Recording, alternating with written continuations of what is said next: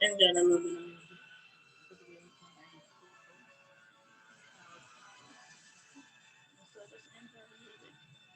You know, we have to put a little bit of music. We can't just do straight talk, right? So just give us a little bit more time.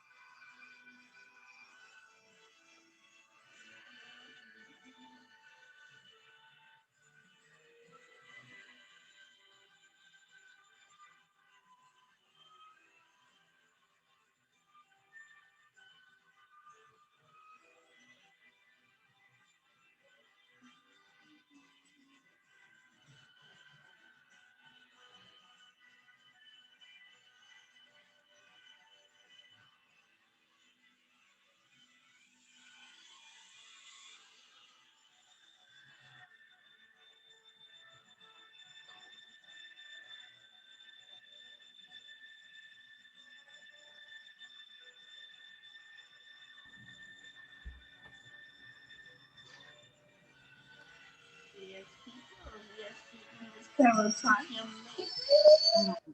Hold on, hold on. Hello, Miss Carol Tanya. Oh, hello, hello, hello.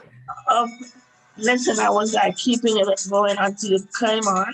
I was like, you know, she's never late. She's never late.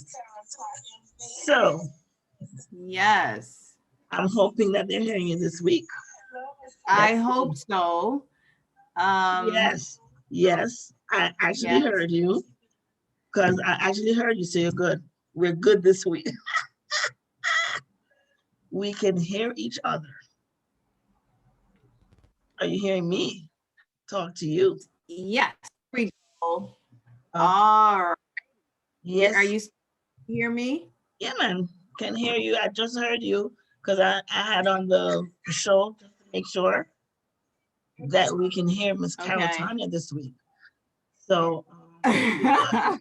We're good. Yeah, I was trying to be fancy and trying to actually use it with my headset, which usually works, but for whatever reason, it doesn't like my computer today. So I'm just using the computer speakers. So Well, it is what it is, right?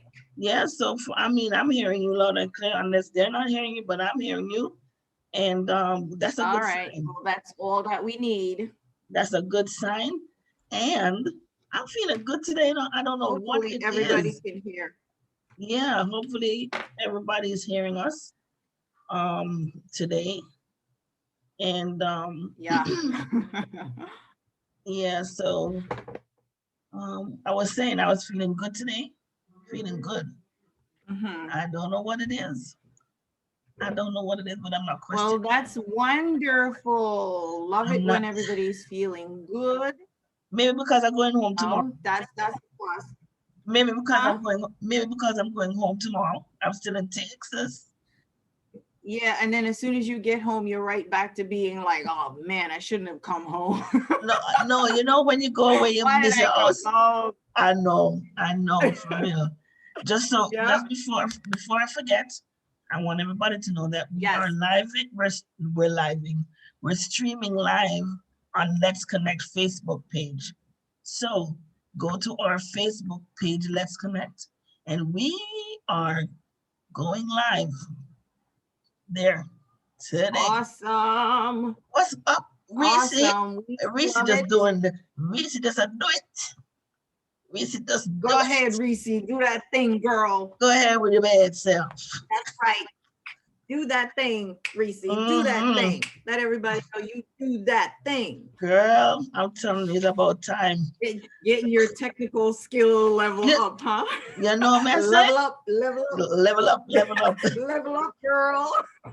Yes, yes, yes. See, that's what it's all about, right? That's Yes. what life is all about. We level up. We can't stay at the same level every day. So every day we are having problems and we never fix it or we never improve ourselves. And what does that say about us, right? I'm telling as you. people, as individuals. Yes, honey. So that's what we do. We level up, girl. So what's going on in your world today? Well, other than being in Texas and all that good stuff, I was here for the grandbaby. Yes, people. It was. I'm getting some comments from even some new listeners who want to join us. They're saying they're having problems joining. Joining what? So in our we have a Facebook Messenger group also for the radio show, and in there, Reese, there are people saying that they want to. So can you give some Miss Technical Lady who's in charge, Miss DJ? Me. Can you tell our people how they can join us? They can go, if you're wanting to listen, you can go on myturnradio.net, right? Click on that, click on the arrow, and it will start playing. I don't know the stream offhand, but the streaming address. But if you go to myturnradio.net, it will open up. You'll see the arrow. You hit the arrow, and you're good to go. And you'll hear us on there. So click the streaming. Right. Click the streaming. Yeah. Click on the streaming, the one that you sent out just now. Mm-hmm. You click on that, and it should take you right to the website. All right. I'm just telling folks. Yeah. Because people are cluing in and they want to hear us, and we definitely want them to hear us. Come on, that's what we're here for. I'm hearing us because I've been sure. But do we matter? Me and you can talk on the phone. It doesn't matter, girl. I'm saying I'm hearing us on the radio. Wants to hear us. Yes, ma'am. So today I was watching this movie. It got to me, girl. I was crying too. It's called Crown Heights, right? Okay. It's called Crown Heights. What is called Crown Heights? The movie that I'm telling you about. Oh, I'm sorry. Go ahead. Listen, I'm a little slow today. Please forgive me, everybody. Okay. All right. So it is about this man that was wrongfully prison for 21 years for a crime that he did not do. Oh. Let me tell you something. At first, I was like, no. And he's from Trinidad. He was 18. The police just picked him up, threw him in jail, and he never came out until 21 years later. And he was, it's a real story. I'm trying to find this man because I really, really would love to interview. He's from Trinidad. He lives in Atlanta right now. But it just made me realize, what's up with the legal system in America? Well, you understand? That the man was innocent. Can you imagine you're in prison? You didn't kill it, and the police knew because they got evidence. They had testimonies, people, witnesses, and it still had this man in jail for 21 years. Yeah. And then they put him in solitary confinement for 2 years because, of course, the man is frustrated. The workers, what they call them, the prison guards. The prison guards were beating up on him, giving him a hard time. So he retaliated, and guess what? They put him in confinement. Mm, 2 years. wow. 2 years. You You know, understand? It makes what do you think about that? I mean, can you imagine? Oh my God, I just can't imagine. yeah, I can't imagine it, but you know what? Honestly, it happens more frequently Oh than yeah. we can even imagine, Listen. because there was also, not to just, go away from the topic that we're talking about, but there was another gentleman. I was watching a show, I think it was America's Got Talent or something like that, that singing show. Mm-hmm. Well, it's not really singing, it's just performing. Yes. And on that show, they actually had a gentleman who was in prison for years and years and years and years. And I forget how many years, but it was a long time. And he finally got out, came out, and but the man had already lost all the chunk of his life, because technology and with social media and everything now, everything is moving at the speed of light. Mm-hmm. So he no longer, it's so difficult to fit into society now after you've been gone for so many years and you've been wrongly accused, and all you could do is sit there forever. But I got to tell you, Reese, unfortunately, this has been happening for a very, very long time, since the dawn of time, especially in the Black and Brown communities. Well, primarily in the Right. Black and Brown communities, this has been happening. And that's one of the reasons they have, there's a project called the Innocence Project that Mm-hmm. really focuses on these types of issues, folks who are Black folks who are wrongly accused. And they really go after this. And I think also Kim Kardashian has been doing a lot of work I in this see that. regard to free people of color who have been imprisoned for many, many, many, many years, and they're innocent. It's just, especially crimes that happened years ago. We all know that if you're not Black, if you're of Caucasian or other descent, and all years ago, all it took was for someone to say that Carol did that. And Yeah. that's it. Carol is now in jail for the rest of my life, That's what regardless I'm of asking. whether there is evidence to prove Carol's innocence or not. And sometimes when there was evidence, it was buried, Right. or disregarded deliberately. And it's a systemic issue, right? This is something that has been happening for a long time, and it's a part of what's been discussed over and over and over and over and over, especially this past year in the pandemic. We've seen all the discussions that have been taking place, and hopefully a lot more people are learning and are becoming more sensitive to the issue. We're sensitive because we're of the Black and Brown community. There's no way for us to hide. We see Right. it every day. We know about it. We feel the pain. And many of us have relatives and family members who've experienced it, Right. so we feel it close to home. And And most of I and I actually saw where it says there are 2.4 million people that are in jail, and out of that, 120,000 are estimated innocent people. yeah, I'm like, wow. yeah, it's truly sad, and it happens every day. You know, even even if we're driving down the road, and I've got to tell you, even though I am female, doesn't matter, Mm-hmm. as long as the color of your skin is Black or brown. It's a difficult issue that we face. I'm driving down the street and I've got my kid in the car, and as soon as there is anything, I'm scared. I'm worried that at any point in time I could Mm-hmm. be just picked to say, okay, you, and that's the end of my life. And that's the Yep. sad reality we live in as Black and brown folks in the communities. And it's true. I've been working my entire life. I've never done anything illegal. Right. Don't plan to, but Yeah. it simply You, doesn't matter. you And never why? know.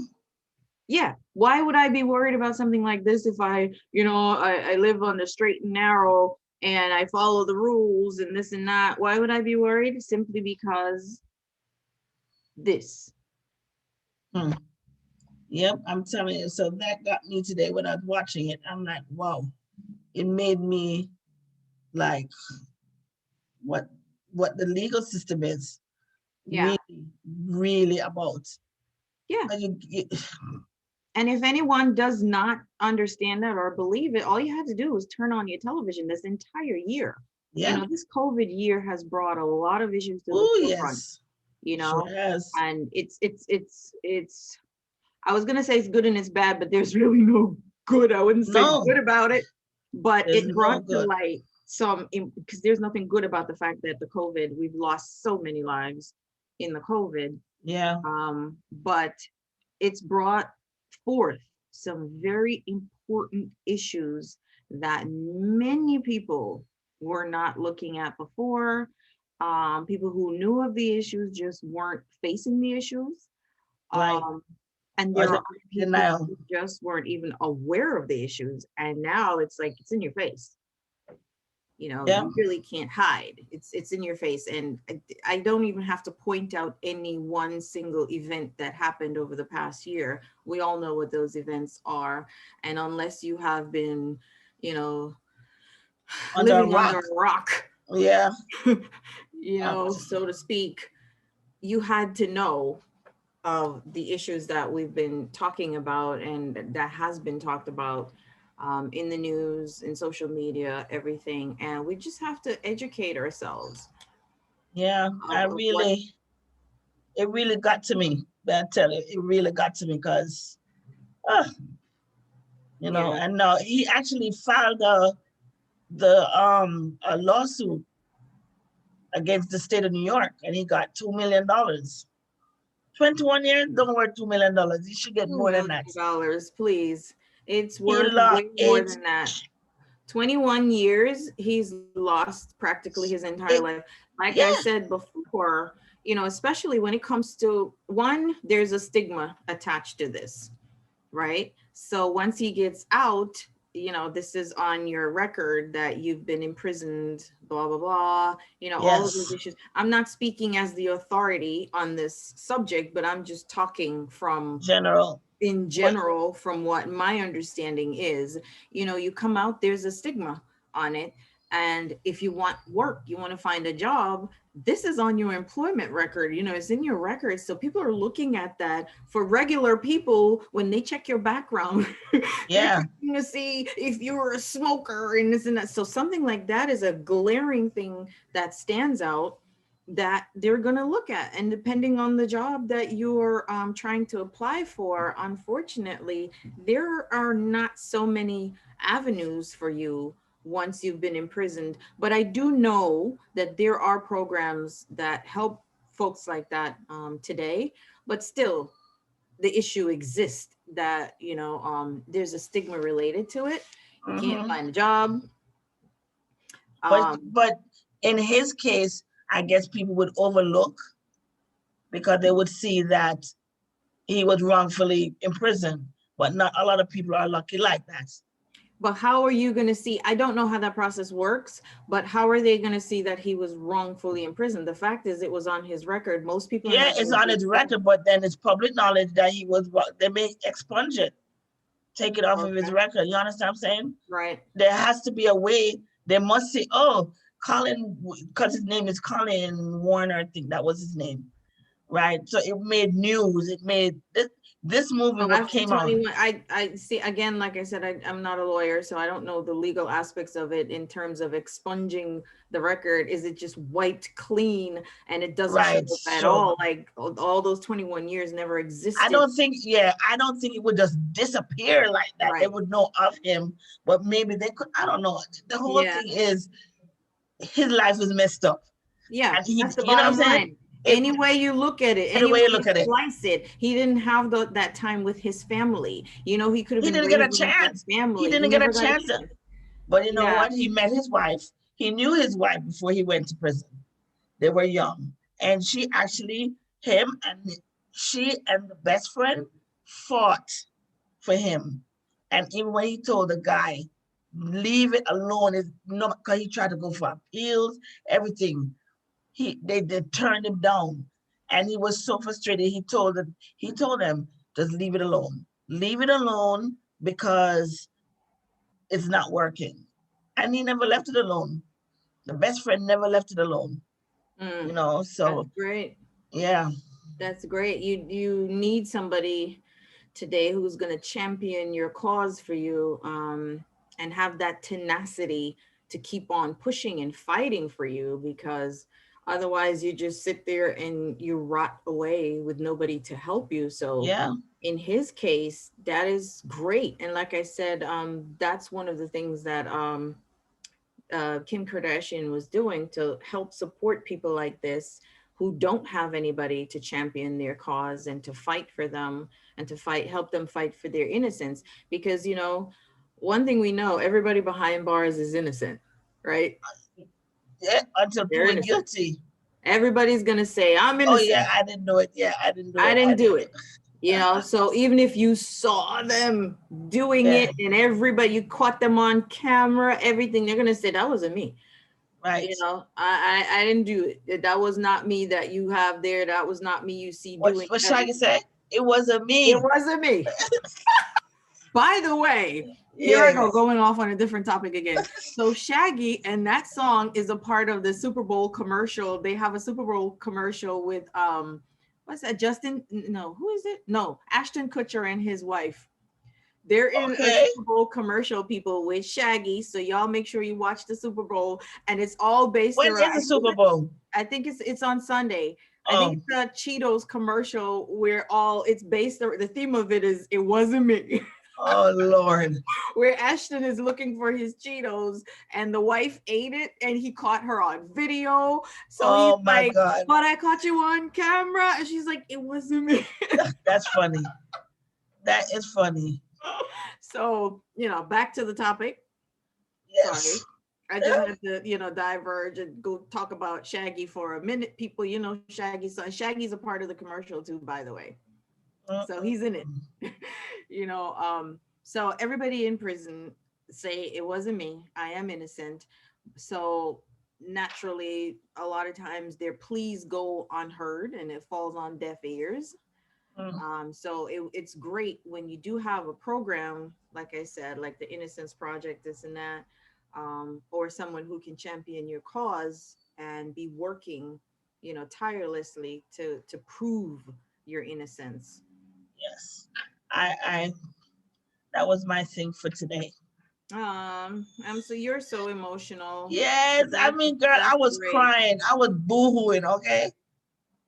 But I it couldn't means you're in touch with your feelings, you're in touch with the human side of you, which is fantastic. I boohoo all the time over stuff. I remember I boohooed on this program before. It was like, oh, Oh yes. I was like, oh, tears rolling down We my did face. not come here to cry. Real. So listen, it means you're in touch with your feelings, you're in touch with being human. There's nothing wrong with it. I think it's fantastic. If more of us would do that, that would be fantastic. I wish we were all in touch with our human side more. Girl, after I saw the movie, I was Googling him to see if I could find him because Oh, I would really love to interview him to see exactly how he felt. You know what I'm saying? yeah. It just, anyway, What's the name of the movie again?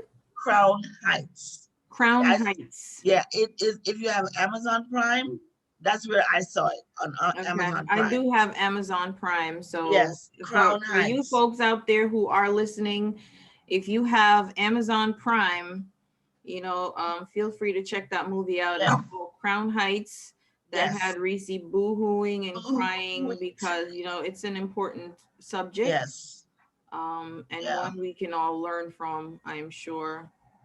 Especially when you have black boys. You know what I'm saying? Absolutely. Because you can be at the wrong place at the wrong time, you know, and it Yeah, just happens. all of us. Uh, All of yes, us. honey. So what's other than that? Other than my sad story, I know you guys up north having the snowstorm. Yeah. Wait, hold on. Happy belated birthday, girl. Thank you. I don't really celebrate I the know, birthday but thing, but yes. thank you. I appreciate it. I am an old lady. Oh, please. but I am healthy. I am happy, and Yes, you that's know, all that matters. that's all What that did you do? matters. And I'm trying my best to keep it going and just to stay happy and healthy. That's so tough today with this COVID, because almost everybody I know has come down with this thing. Not me. Maybe I had it and didn't even know that I have it. I'm telling you. Because you can be asymptomatic, right? So, Yeah. and how do you know? You don't, can you catch it 2 times? Can you catch it 3 times? I mean, do you have lingering effects? Yeah. You know, it's crazy. Now that the vaccine is out, right? Yeah. So is it going to prevent you? What I don't know. I'm so tired of talking about COVID. Oh my God. Like, but you uh can't help it. Because yeah. you can't, it's something that you have to talk about, Yeah, right? it's something we have to talk about. We can't ignore it, you But know? We can't golly, ignore it. It's in is our there any, face. is there anything else that's going on? Screech died, 44 years old. Have you ever watched Saved by the Bell?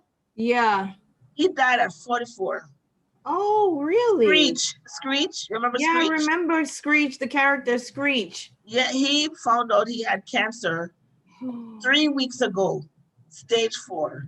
What? But he was having symptoms before, but was afraid to go to the hospital, okay, according to his agent, because he did not want to be ridiculed.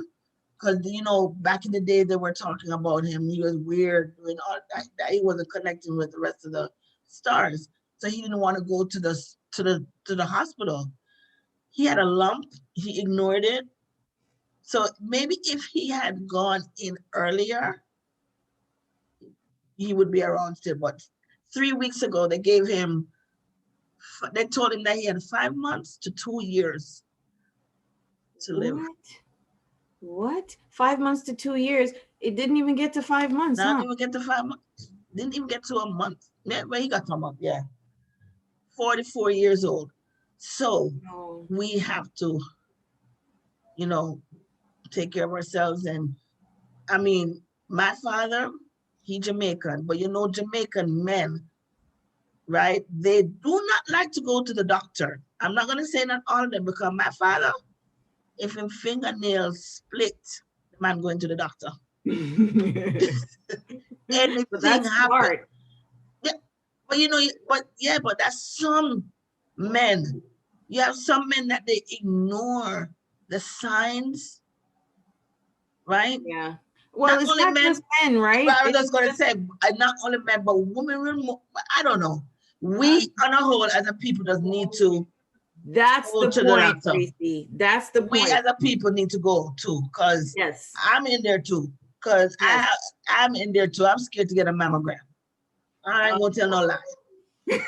Oh yeah, I remember. Did you still not get your mammogram? I'm scared to get a mammogram. We did the whole October is the whole breast cancer awareness month every year. And we did a whole breast cancer I awareness did the whole, campaign. I did the whole speech, and you The came. whole month, the whole month of October, we Yes. did this.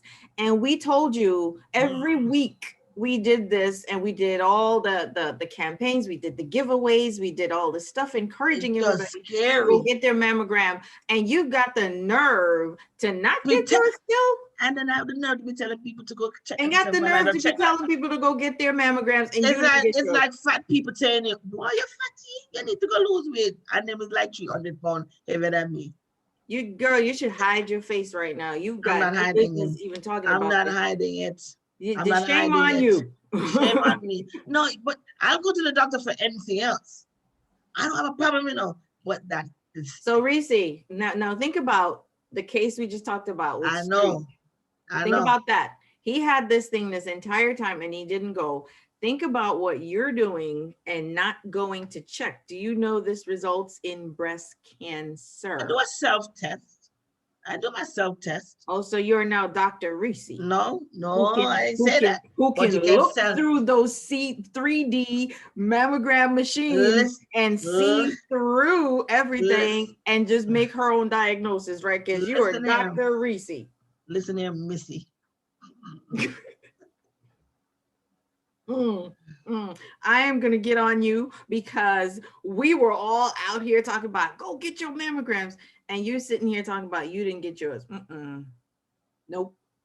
Not No, letting you I off know. the hook, my dear. And I love you too much I to know. I not really, let you really, do this. So I really, here, everyone, our audience is our public service announcement, right? Go out, get your tests done. And I think on the television, on the news and everything, we've been hearing this on the media throughout the entire COVID. Make sure you keep your doctor's visits. Do not neglect them just because of COVID. You still make your doctor's appointments because you could just be sitting at home. This is a byproduct of the COVID and of the pandemic, right? If you're sitting at home and not keeping your doctor's appointments, you could just be sitting at home dying like this gentleman did. you have to say it like that. No, I'm it's true. It sorry. sounds harsh It's when you say harsh, it. It sounds but harsh. I really want to wake everybody up. I've been making my appointments, and I don't necessarily like to go out and mingle with everybody all the time either during the COVID, but some things are very important, right? And you've got to stay on top of them as much as you can. As much Yeah, as you can, because seriously, I feel like as many tests and stuff that you could take, you could still come down with something. You could still have something that the test didn't even catch. But our public service announcement, everybody, keep your doctor's visits, okay? Or make those doctor's visits, especially for your primary care, et cetera. And then if you have to go to a specialist or something, you don't want to ignore that. All yeah, right. It's too important. And then through this COVID, we've been in the house for a year already. Can you yeah. imagine you've had something for an entire year? It could just be festering, festering, Lord festering, Jesus. festering. No, you make it sound funny. I'm sorry. I guess Oh I'm my trying to. God. See if y'all didn't do it before, I'm trying to shock you into doing it now. I really need to go, and I'm gonna when I really do need to go. Yeah. I'm I trying to really, shock everybody into going right now because, before when we gave the gentle reminders, people like Miss Reese who ignored the gentle reminders, now the reminder is like, you know what, get off your butt and go get this done because otherwise. right. All right. So after she beats me up, I am gonna go.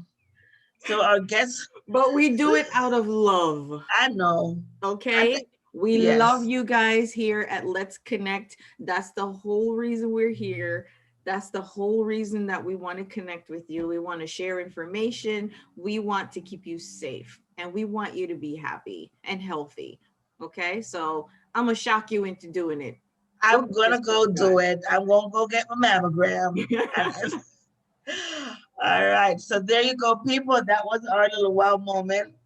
And by the So way, yes, back to your question from earlier. I am located, as everybody on this program already knows, I am in New Jersey, the New York, New Jersey area, and I am up to my knees in snow. My car is completely buried, and I have become an expert snow shoveler. oh, good for you. So you can do that as a side hustle. Oh, I am in so much pain. Yes. It's agonizing because it's so much snow, like the I car don't is miss it. completely buried. Do not miss it. I I do know, not and I'm miss so it. jealous of you because you're in Florida where it's Well, like I go home tomorrow to sunny Florida. Don't hate. I'll ah, send some sunshine to you. rub it in, Oh, I will. rub it in. I don't like you very much right now because I'm I know. jealous. I know. I know. Well, today's talk. Well, now that we're over the wall, and yes, I'm gonna do all of those good stuff, and I will report to the people when I do Yeah. that. We are now gonna go into our topic of the day. Lord, I am like, I love this topic. You love it. Really? Raising teenage girls. And I got stories for days, right? Oh, well, I definitely want to hear those stories for days, And Missy. you guys will hear it. But we have a guest from England. Can you believe it?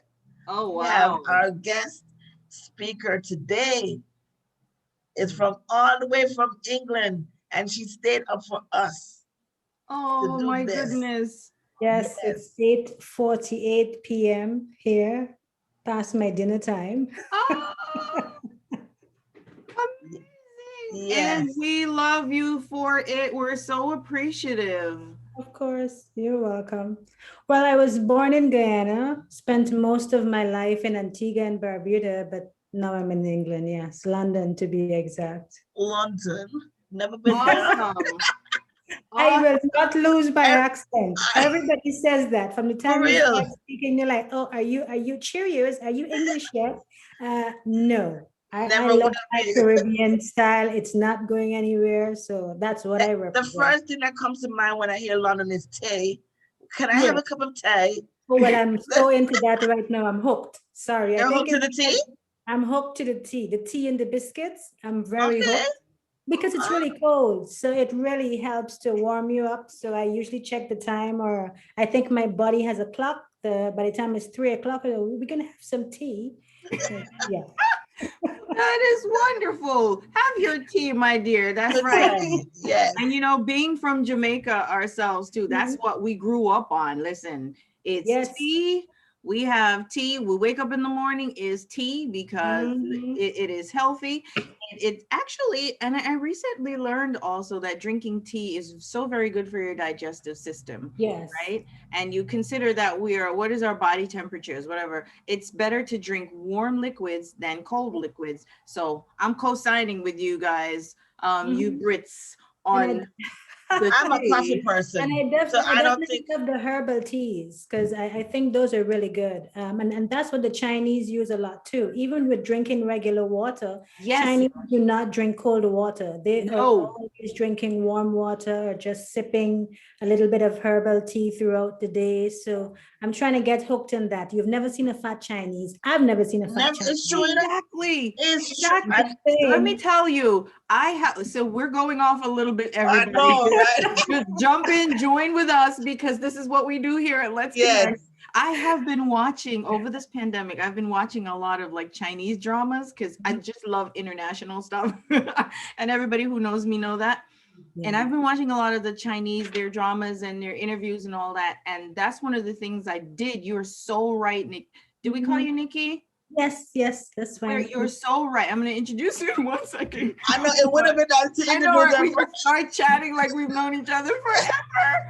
The Chinese, it's nothing but warm liquids, and every one of their movies, their shows, their interviews, you go in, they have this thing. They don't drink cold water from the fridge ever. And they talk about this openly all the time because it's so healthy for your digestive system. And as a result of that, reminded, to be honest with you, from the Chinese, I've been drinking just hot water all day long. I drink hot water, no cold stuff in my system, people. And it works. Really works. I can't live in England because I need my coffee. I need my coffee tea. You were saying that this morning, but I was trying to wean myself off of coffee. No. Let me tell you, you should have heard us this morning, Carol. She needed her tea. I needed my coffee. Yes. What time is it? I know. I do have 1 cup of coffee for the day, just one. But yesterday I had tea. My son loves tea. Good for you, girl. I think sometimes I have 2 or 3 cups of tea a day. It's not natural, or maybe it's getting natural now because when you're in Antigua and you're in the sun, I'm so hooked to sodas. Like I guess because of the sun and the sugar, and it burns off really fast. I don't have a problem with it. But since I've been here, I've been into my teas. Like it's a natural thing. A cup of tea. So good for you. I don't do the soda thing, but good for you. I do water. I think I drink, myself and my daughter, which we're gonna get into in a minute. We each drink about a gallon of water every day. My gallon for me, she drinks a gallon of water. So we're water people. So and it really helps. Yes, it does. So with that, I want to introduce you, Nikki. That's all that. So everybody, if you guys are listening, and we know that you are because everybody was trying to get in earlier to listen in. So we know that you guys are listening to us. So here we have a special guest today. You know that we're talking, our topic for today on the show is raising teenage girls. That's what we're talking about today. And we have a special guest right now. Her name is Nikki Phoenix. And she is, I'm going to just go through a little bit of her intro, and then Nikki is going to tell us a little bit more about herself. She's a social activist. She's also a radio and television personality. Of course. She is certified in senior communications as a senior communications specialist. And guess what? She is the founder of Women of Esteem Foundation. How wonderful is that? Express Yourself Radio and TV talk show. And Ms. Nikki is also the CEO of Nikki Phoenix Enterprises. Yes. Okay, so that's a lot of accomplishments, everybody. And I just wanted to read those out so you all know who we're talking to today. She's very well accomplished. And we're going to go into a little bit more about her background and why Nikki is with us today.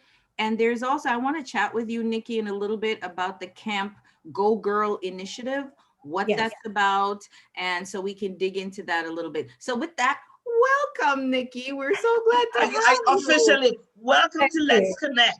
Yes, Thank you. welcome Let's to connect Let's indeed. Connect and I drop was some listening to wisdom you on us. guys. I heard you guys drop in wisdom earlier because I've been locked into the show. And I heard a lot of the conversation about COVID and people experiencing COVID.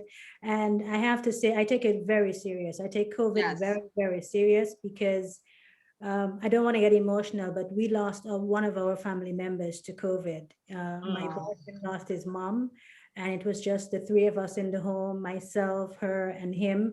And that happened in April, and it's such a shock to know that this disease came about and nobody knew what to do. It wasn't the time when you were told to wear a mask or use your gloves or, wash your vegetables or anything like that, clean your packages. And it's very painful now to see that it's been almost a year, and the UK, we have over 106,000 people who have died from this Wow. disease. From December to now, the numbers have skyrocketed, all these different variants with the disease, and they're not able to identify them. So it's very personal for me. It's an everyday experience. It's every day just taking one step at a time. I mean, she was a great, great woman to me, but it's his mom, and she's we had so much fun. She's like the sweetest person.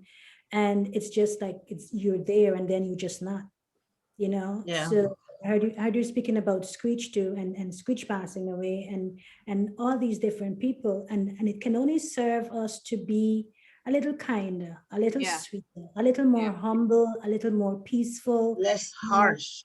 Yeah, Yeah. not not finding ourselves in that space of being angry and aggressive and always fighting and having issues, because we don't have time for that. Like I think the lady in Jamaica said, ain't nobody got time for that. Ain't nobody got Exactly. time for that. Nobody Yeah. got no time for that.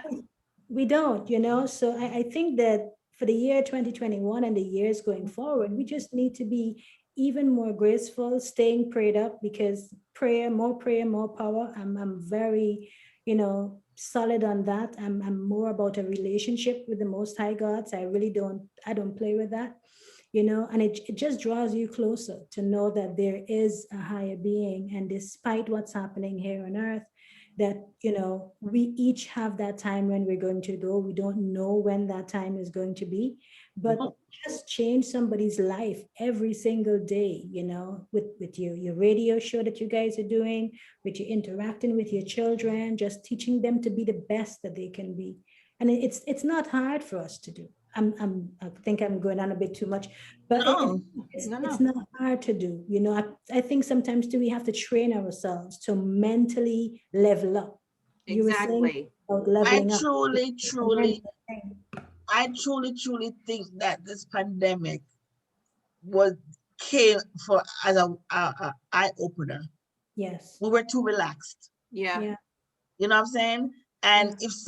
if you don't get nothing out of this, something is like I started crocheting during the pandemic. I've been making hats and scarves and That's awesome. yeah, and I'm so proud of myself now. I'm like, okay, let me give you a hat. Let me give you a hat. Hey, let me give you Oh, a it's like Oprah, I you want get a one. hat, you get a hat, you get a hat. You get a hat. You know, and it's something that I had the girls doing at the camp. I had people come in and show them what to do. And then they said to me, you know, Nikki, you need to know. I'm like, yeah, I'm going to learn. But, you know, in the No, pandemic lockdown, so you cannot come out of this lockdown without not knowing something, without not stepping beyond yourself, yes, just doing something. yes, yeah, Yeah. should. All right. So with that being said, now let's get to the nitty gritties. These teenage girls. Let's Teenage get down girl. to business. You said this morning, we see where we spoke, you said to me that, you know, I told you that I have two boys. Right. My eldest son is going to be 19 in July. I'm so excited.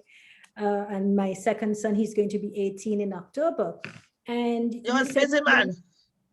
well, one back to back is like 18 years, then nothing now, like Yeah. wait, hello, you know, but I do want a girl. I do want girls. Like I really love girls. I love women in the sense that women are a force to be reckoned with. And I think we need more women, more Black women, more proud women. We need more educated women. Yes. And that's where I get my drive and my passion. So I started Women of Esteem in 2011, and Damara is locked in, selected Didi. So I want to give her a Yes. shout Hi, out. Tamara. I told her to message me when she's locked in. But in 2011, I think I just went through a whirlwind where with raising my two sons, I had lost my job out of nowhere. I mean, after having a job where you're a supervisor and you're making that money and you're trying to be that independent woman and you're taking care of yourself, taking care of your children, and out of the blue, you're without a job. You know, you have nowhere to turn, you have no idea what What to you do gonna with your do? life. Yep. And it's like after that happening, just before that, I mean, you found yourself being a single parent after being married with two children. And just the challenge, you know, challenge with trying to maintain a house rent and having a landlord coming to you and saying to you, oh, you know what, if you give me access, you know, if you give me free access, you wouldn't have to worry about paying the rent. Like, excuse me, what do you mean? What does So, that mean? Yes, yeah, that's what it means. you get what Yes. it means. Oh, Come on now. the I know that. disgust for all of our listeners or people are listening and maybe want, you know, I like to make sure everybody understands what we're talking about without actually saying all of that. So Well, that The caught man my want attention. the man wants some. yes, Exactly. you want something. Let's give And it isn't that Caribbean here. disgusting? On Very top of all disgusted. the issues that we're dealing with today, women have to deal with this. On Yes, top of that. Okay. yes. So it was a combination of things for me to experience as a young woman that I've always held myself in high esteem. I'm not better than anyone, but I've always set standards. I've set standards for myself. I've set standards for my sons.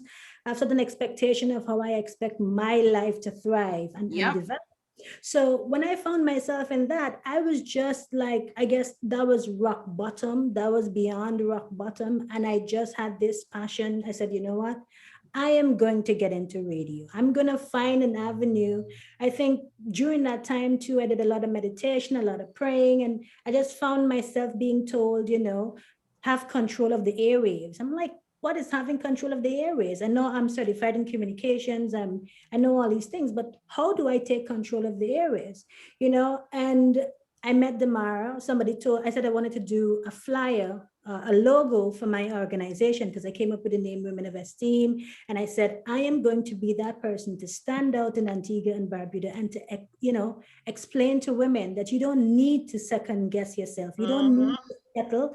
You don't need to have these different experiences. And, you know, I was connected with Damara and she has been my number one supporter. I mean, from 2011 to now, we're in 2021.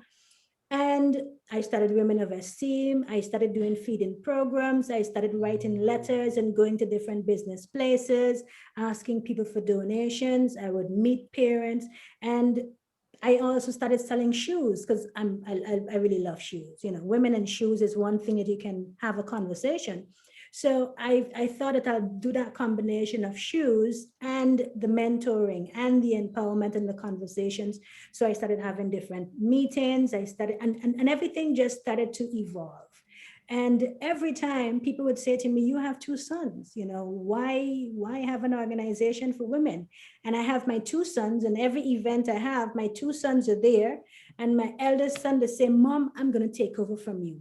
I'm going to take over this organization. I said to him, I want you to see what women go through. I want you to hear their experiences. I want you to use these experiences to have a better relationship with women that you come into contact with.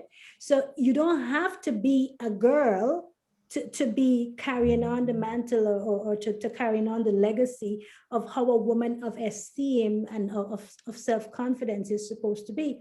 So everything has been rolling. I mean, you wouldn't find everybody just throwing money at us like, here, do this, whatever. Right. It's always a hustle. It's always a struggle. And if you really want to make it, you better understand you need to make something out of nothing. So you might have zero, zilch of anything, but using your wisdom and your intellect, you are able to just expand and do so much more with yourself. So Women of Esteem started. I started working with single women. I started working with mothers, and they would always say to me, oh, my daughter is this and my daughter is that, and I'm having this problem and I'm having that problem.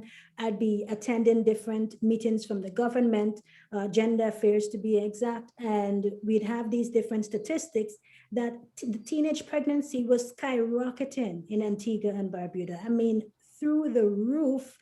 I think Antigua and Barbuda was like the second highest with regard to teenage pregnancy. And when I sat down and I started doing research, I mean, the television, the conversations, the environment, the places that these children are living, the kind of home that they're being brought up in, the kind of friends that they're having. So it was a combination of many different factors that were contributing to our girls thinking, I just need to become a mommy. Right. I don't know how that really makes sense. They think it's normal. Yes. They think it's normal because that's what they used to. Right. Become a mommy. And many of the girls, either they didn't have their fathers in the home or they were molested when they were younger, but they just have this desire to just nurture something. Or they want something to love. Exactly. They want something to love. They need to be nurtured too. And a lot of these young girls too, they are so intelligent. I mean, they have such great skills that we as parents and we as a community, our aim is always to have them be the best that they can be. So I would have all these different workshops. I would have different people come in and speaking to them. And in 2015, I said, I'm going to have a girls' camp. I mean, it was like, have a girls' camp. How is this going to work? I didn't even know how it's going to work, but I'm going to have a girls' camp. And I started with 50 girls coming to the camp. Wow. So 50 girls. I know sometimes I throw out my net and I go a little extra 50, But wow. But 50 that is a lot. You started with That's what I'm saying. You started with 50. Yes, actually, I think it was 50. If Damara can remind me, it was either 50 or 75. I'm not sure. But when people started hearing that we're having a girls' camp, because there's never been a girls' camp in Antigua, and I think if I stand correctly till now, there's never been a girls' camp. So wow, people look forward to it. So we started the girls' camp, and I reached out to the government. I reached out to the Ministry of Agriculture. I reached out to all these different women in society, asking them to come in. I put together a schedule where, of course, you're going to have morning devotion, have the break. I had different people providing their meals, and I wanted everything to be free. So I looked for donations for everything. And the main concept of the girls' camp was for girls to understand that they can be fearless, that they're to be bold, and of course, they are a force to be reckoned with. And in doing that, you have to give them the skills. You have to let them understand that they're loved. You have to have certain conversations with them. But for me, it is faith-based. I think everything that we're doing or everything that I am doing or I'm involved in, it must be faith-based, because if you don't find your center, something else is going to take the center for you, and something that is not going to be positive or uplifting in your life. So from 2015 to 50 girls. I mean, the last camp we had was in 2019 because last year we had, unfortunately, yeah. we had the COVID. And I don't think I'm able to have a camp again this year because of COVID again. But last year we had like 130 something girls. Oh, You know, Wow. and I have, and you guys can go to our Facebook page, Go Girl, Yes. Control Your Destiny. That's our Facebook page. What is the name of it? Go Girl, and then there's a hyphen, Control Your Destiny. So we call it the Control Your Destiny camp. Okay. So So everybody, I just want to repeat that again for our Mhm. listeners, because one of the things we do here on the show is we remind everybody, you know, because we drop knowledge and education, fun and everything every Yes. week. So people, you know, we always talk about this, get your pen, get your notebooks, or, you know, if you're technologically savvy, like many of us today, get your phones out, get your type this iPhones. in. Uh-huh. Yes. Yeah. Put it in your and phone so you do not forget what Nikki is sending you on the Facebook page that we're talking about for Camp Yeah. Go Girl. The Facebook page is Go Girl dash Control Your Destiny. Yes. Okay, and I'm And writing Dee this is down. confirming 50 girls at first, and she says first and only girls camp. I mean, today, that's what it is. That's a Yeah. great accomplishment. Yeah. So it how is. long do you have your camp for? 2 Is it a weeks. week? 2 weeks? Well, the first time I started, the first one was 1 week. And I mean, when the children saw it was Friday and we were having, you know, them putting everything, I was like, oh my gosh, Auntie Oh. Nikki, you know, Wow. get it. So we've had it for 2 weeks after then, and it's been really good. It's a really good and positive energy. It's very hard to keep all those girls with a positive attitude, and you know, somebody knows somebody from school, and I don't talk to her, and oh, she's And, not. Right. and then the So attitude I want to and get into that You a get little all bit that. later. I want to dig into that a little bit. But before we dig into that, because that is so crucial, right, Nikki? man, I'm like And so ready. Where were you? Where were you when I was raising my I child know, and right? you wanted a Oh my girl? goodness. I would have gladly shipped her Just to ship you. her off to you, take her. In less than 2 weeks, you've had a changed young woman on your hands. I can Oh guarantee my that. goodness. Uh-uh. No, So Nikki, what are the yes, age ranges of these girls at the for our Go camp, Girl camp? 7 to 17, ages 7 to 17. Okay. And we put them in 3 categories, 7 to 10, 11 to 13, and 14 to 17. So Okay. have a schedule that works specifically for the 7 to 10, the 11 to 13, and the 14 to 17. And we'd have people speaking to them according to their ages too. We talk about sex education and health. We talk about self-esteem, career, um, motivation, everything, almost everything that you can think of that is necessary. But the key is self-esteem, the key is confidence. The key thing is just helping girls to have a space to express how they feel. And different girls are from different backgrounds, so it provides an opportunity for us to be able to assess the environments that they're in, the challenges that they're having. And one of the main thing that we do is journaling. That is a must. I love Even Ah. that. even our 7 to 10-year-old who would not be able to spell all the words and everything, but they must journal. And at the end of the day, I mean, it's very rigorous for the 2 weeks. It's rigorous, but after the 2 weeks, I miss the camp. Like I miss all these children. Yeah. But every day, myself or whoever is the camp director for that particular classroom or for that particular age group would review those journals to see, because some of them, it's easy for them to express if they're having any challenges. They would just say, or you would find that they have a certain attitude or they have certain body languages. But once you're able to have a cool spirit and have them, well break that barrier or an icebreaker, they start to express. They express, oh, well, you know, my mommy is this and that, and my daddy don't come and see me and this. So there are issues that can be addressed. Yes. And one of the things that I found, I mean, I only learned after doing it over a period of time. So I myself gained knowledge and experience on how to have a better camp the next time around.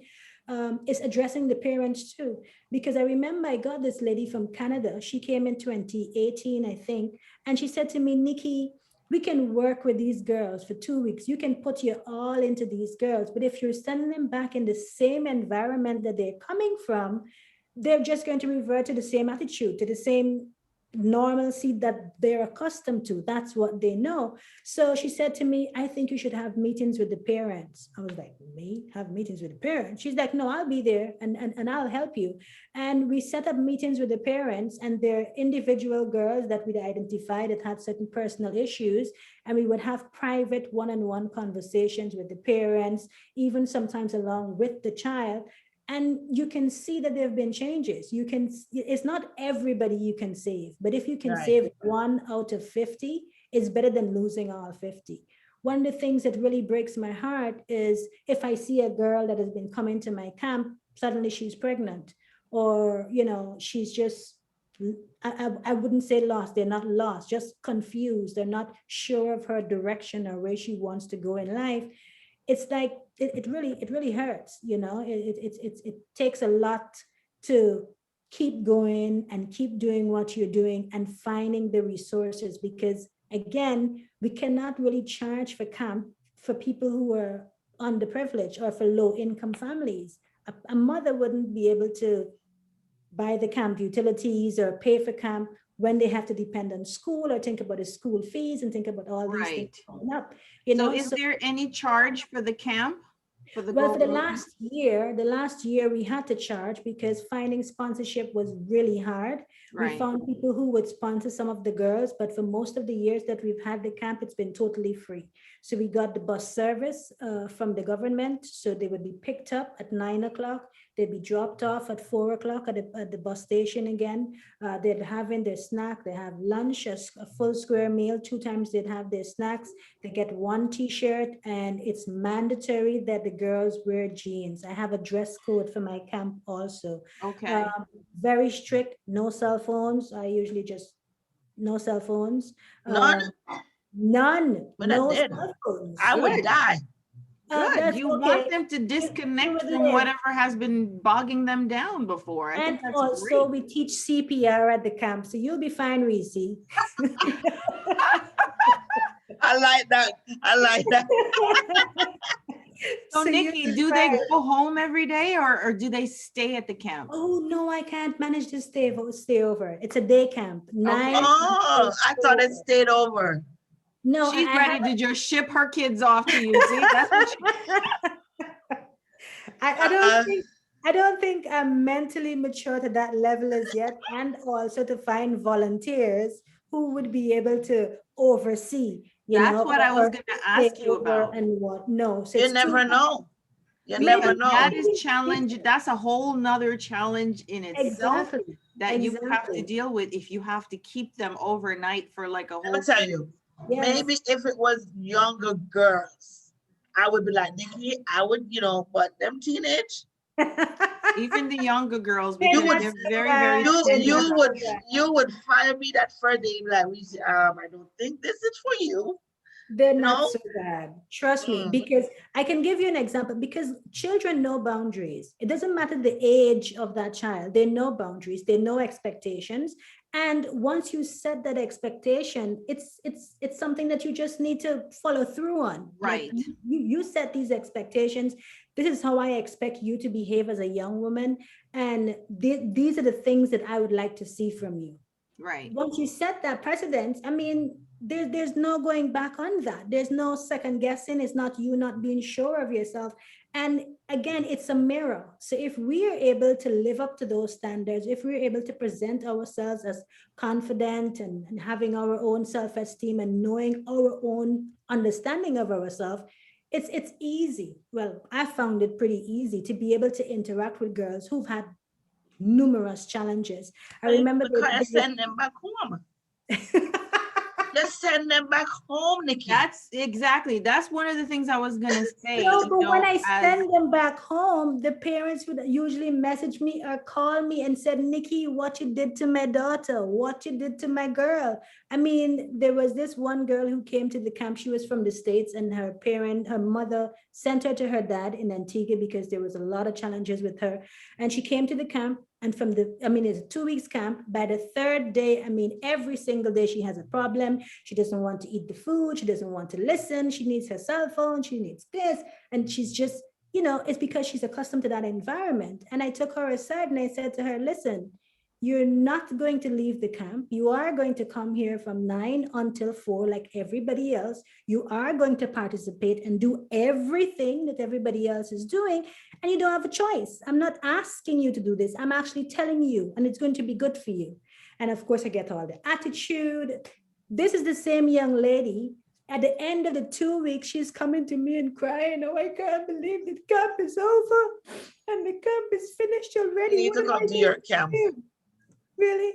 But you know what I find, Nikki? You know what I find? I find that because I am the parent of a preteen myself. She's 12 and 12 going on 21 or something. Just like my niece. Oh, I mean, very, very intelligent, extremely, extremely mature. However, so sometimes I forget that, she's only 12, but she's also my height already. Oh, yes, very, very super tall because her family is tall. Her dad's side of the family is really tall. So, and blooming. So she's already in the adolescent phase and all of that. So I'm experiencing all the teenage stuff already. When I tell you, we're going to chat about some of those in a minute. But what I find is a lot of times girls give their mothers a hard time. Oh my God. But the teachers and stuff, she's not that mouthy, very mouthy with me. I get all the attitude. I get all the looks and this and that. So when, she comes to you in your program and you lay down the law and stuff, it's like when you lay down the law, they respond differently than when mom lays down the law. Or when they're around other women, mothers, they were like, what was Carol talking about? This child is this and that, or what? And we talking about everybody her daughter. can't understand they what have I'm this, saying. Yeah, they make us look like we're the worst and we lie because they're like angels. Like you don't understand them. They feel like you just don't get them. That's every single teacher she has says, "Oh my goodness, I love your daughter. She's got a fire in her belly. Yep. And I love her." And you're looking like, and I'm looking at her like, which child? I'm about to take you out, kid. I'm joking on that, but I'm looking at her like, what are they seeing? That I'm not seeing, and I know I wear glasses. You understand? So I want to know what. What are you talking about? But do you allow your girls to journal? Like, are you encouraging her to write and to express herself? Because I think that's that's a major avenue. So tell me about that. How do we do that? Because I have bought 16,000 journals for her. She does not express herself. She ain't writing nothing down because she doesn't want mommy to see it. So she ain't writing it down. No, there is nothing going in that journal. But I think it's also about building trust. It's you being able to build trust with her, and you being able to have that conversation and not always being, I'm your mother, you do as I say, but being, I understand the qualities that you have, and being able to speak to girls, telling them that they're bold and they're fearless, and you can do anything that you desire to do. These are words that really encourages them. It really helps them. It helps them to understand and to accept, because there's that burning desire to be bold and to express themselves. And mine never did the journal. She wrote letters, and she would write you a letter. Oh, she write letters and leave. I'm talking like letters, like what? I just put them there, and the things that used to be in there, like, okay, this chick ain't playing. My daughter, let me tell you, the Lord knows, I have 4 kids, 3 boys and 1 girl, and the Lord knows what he did when he gave me that 1 girl, because she feel like 4 girls. Okay? And she is like, she when she reached 13, 14, she had that, when the hormones started kicking in.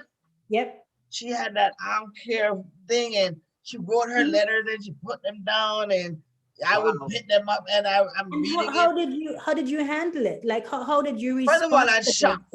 I was shocked because I'm like, up to this day, I love the fact that she tells me what's on her mind. Like, we have that relationship now that she talks to me like, and I'm like, does she realize that I'm a mom? Because some things when she talk about, You would think she talked to her girlfriend, and I'm like, oh, but at the same time, I'm Yes. glad. She's Yeah. very open. She will tell you what you feel, and she don't care if you feel hurt or not. She's like, listen here, get over it. This is how I feel, and move on. Yeah. How old is she? Now she's 25. She's She's the 25. first. Oh, you had it very serious, huh? Listen, you see all them gray. This is why I had to come up my ear. Gray man.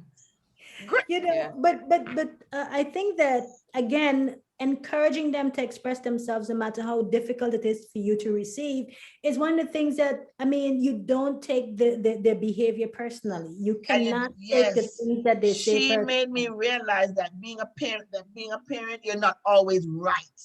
That They is true. have feelings too. Because I used to walk around like, you're a child. You don't need to have feelings. You know, I'm a parent. That's But what then, our parents told us. Yes. but they have feelings. They do. Yeah. And that she And made me coming from the realize. West Indies, which we all know is like our Mhm. parents are like, listen, you don't need to have any feelings. I will tell you how you feel. Okay. Yes. It's true, And but it's a so, different time. It's a different time and a different era. I mean, technology has just skyrocketed that we can be three different places, I guess, and still able to connect. And our children are open to these things. They're open to a whole different world that's really elevated their mindset. And I mean, you should see a 2-year-old now knows how to swipe an iPod. Hello, my grandson. Me and him Okay, rocking an iPad. That's how we talk. He's and like, we knew Grandma, nothing about iPad back in the day. In our day, I what? mean, What is an I iPad? exactly. So I Yeah. think we do have to evolve with regards to our teaching and how we respond to our girls, and to our boys too, because it's not about telling a young boy, oh, not to cry, don't cry, boys Mm. don't cry. You never do that, because you have them growing, you would have them growing up into to men who think that they should not show emotion, or they should not show if they're hurt, then they should not express themselves, and you're basically hardening them as individuals. Tell them, oh, toughen up, you're a boy. That doesn't That's work.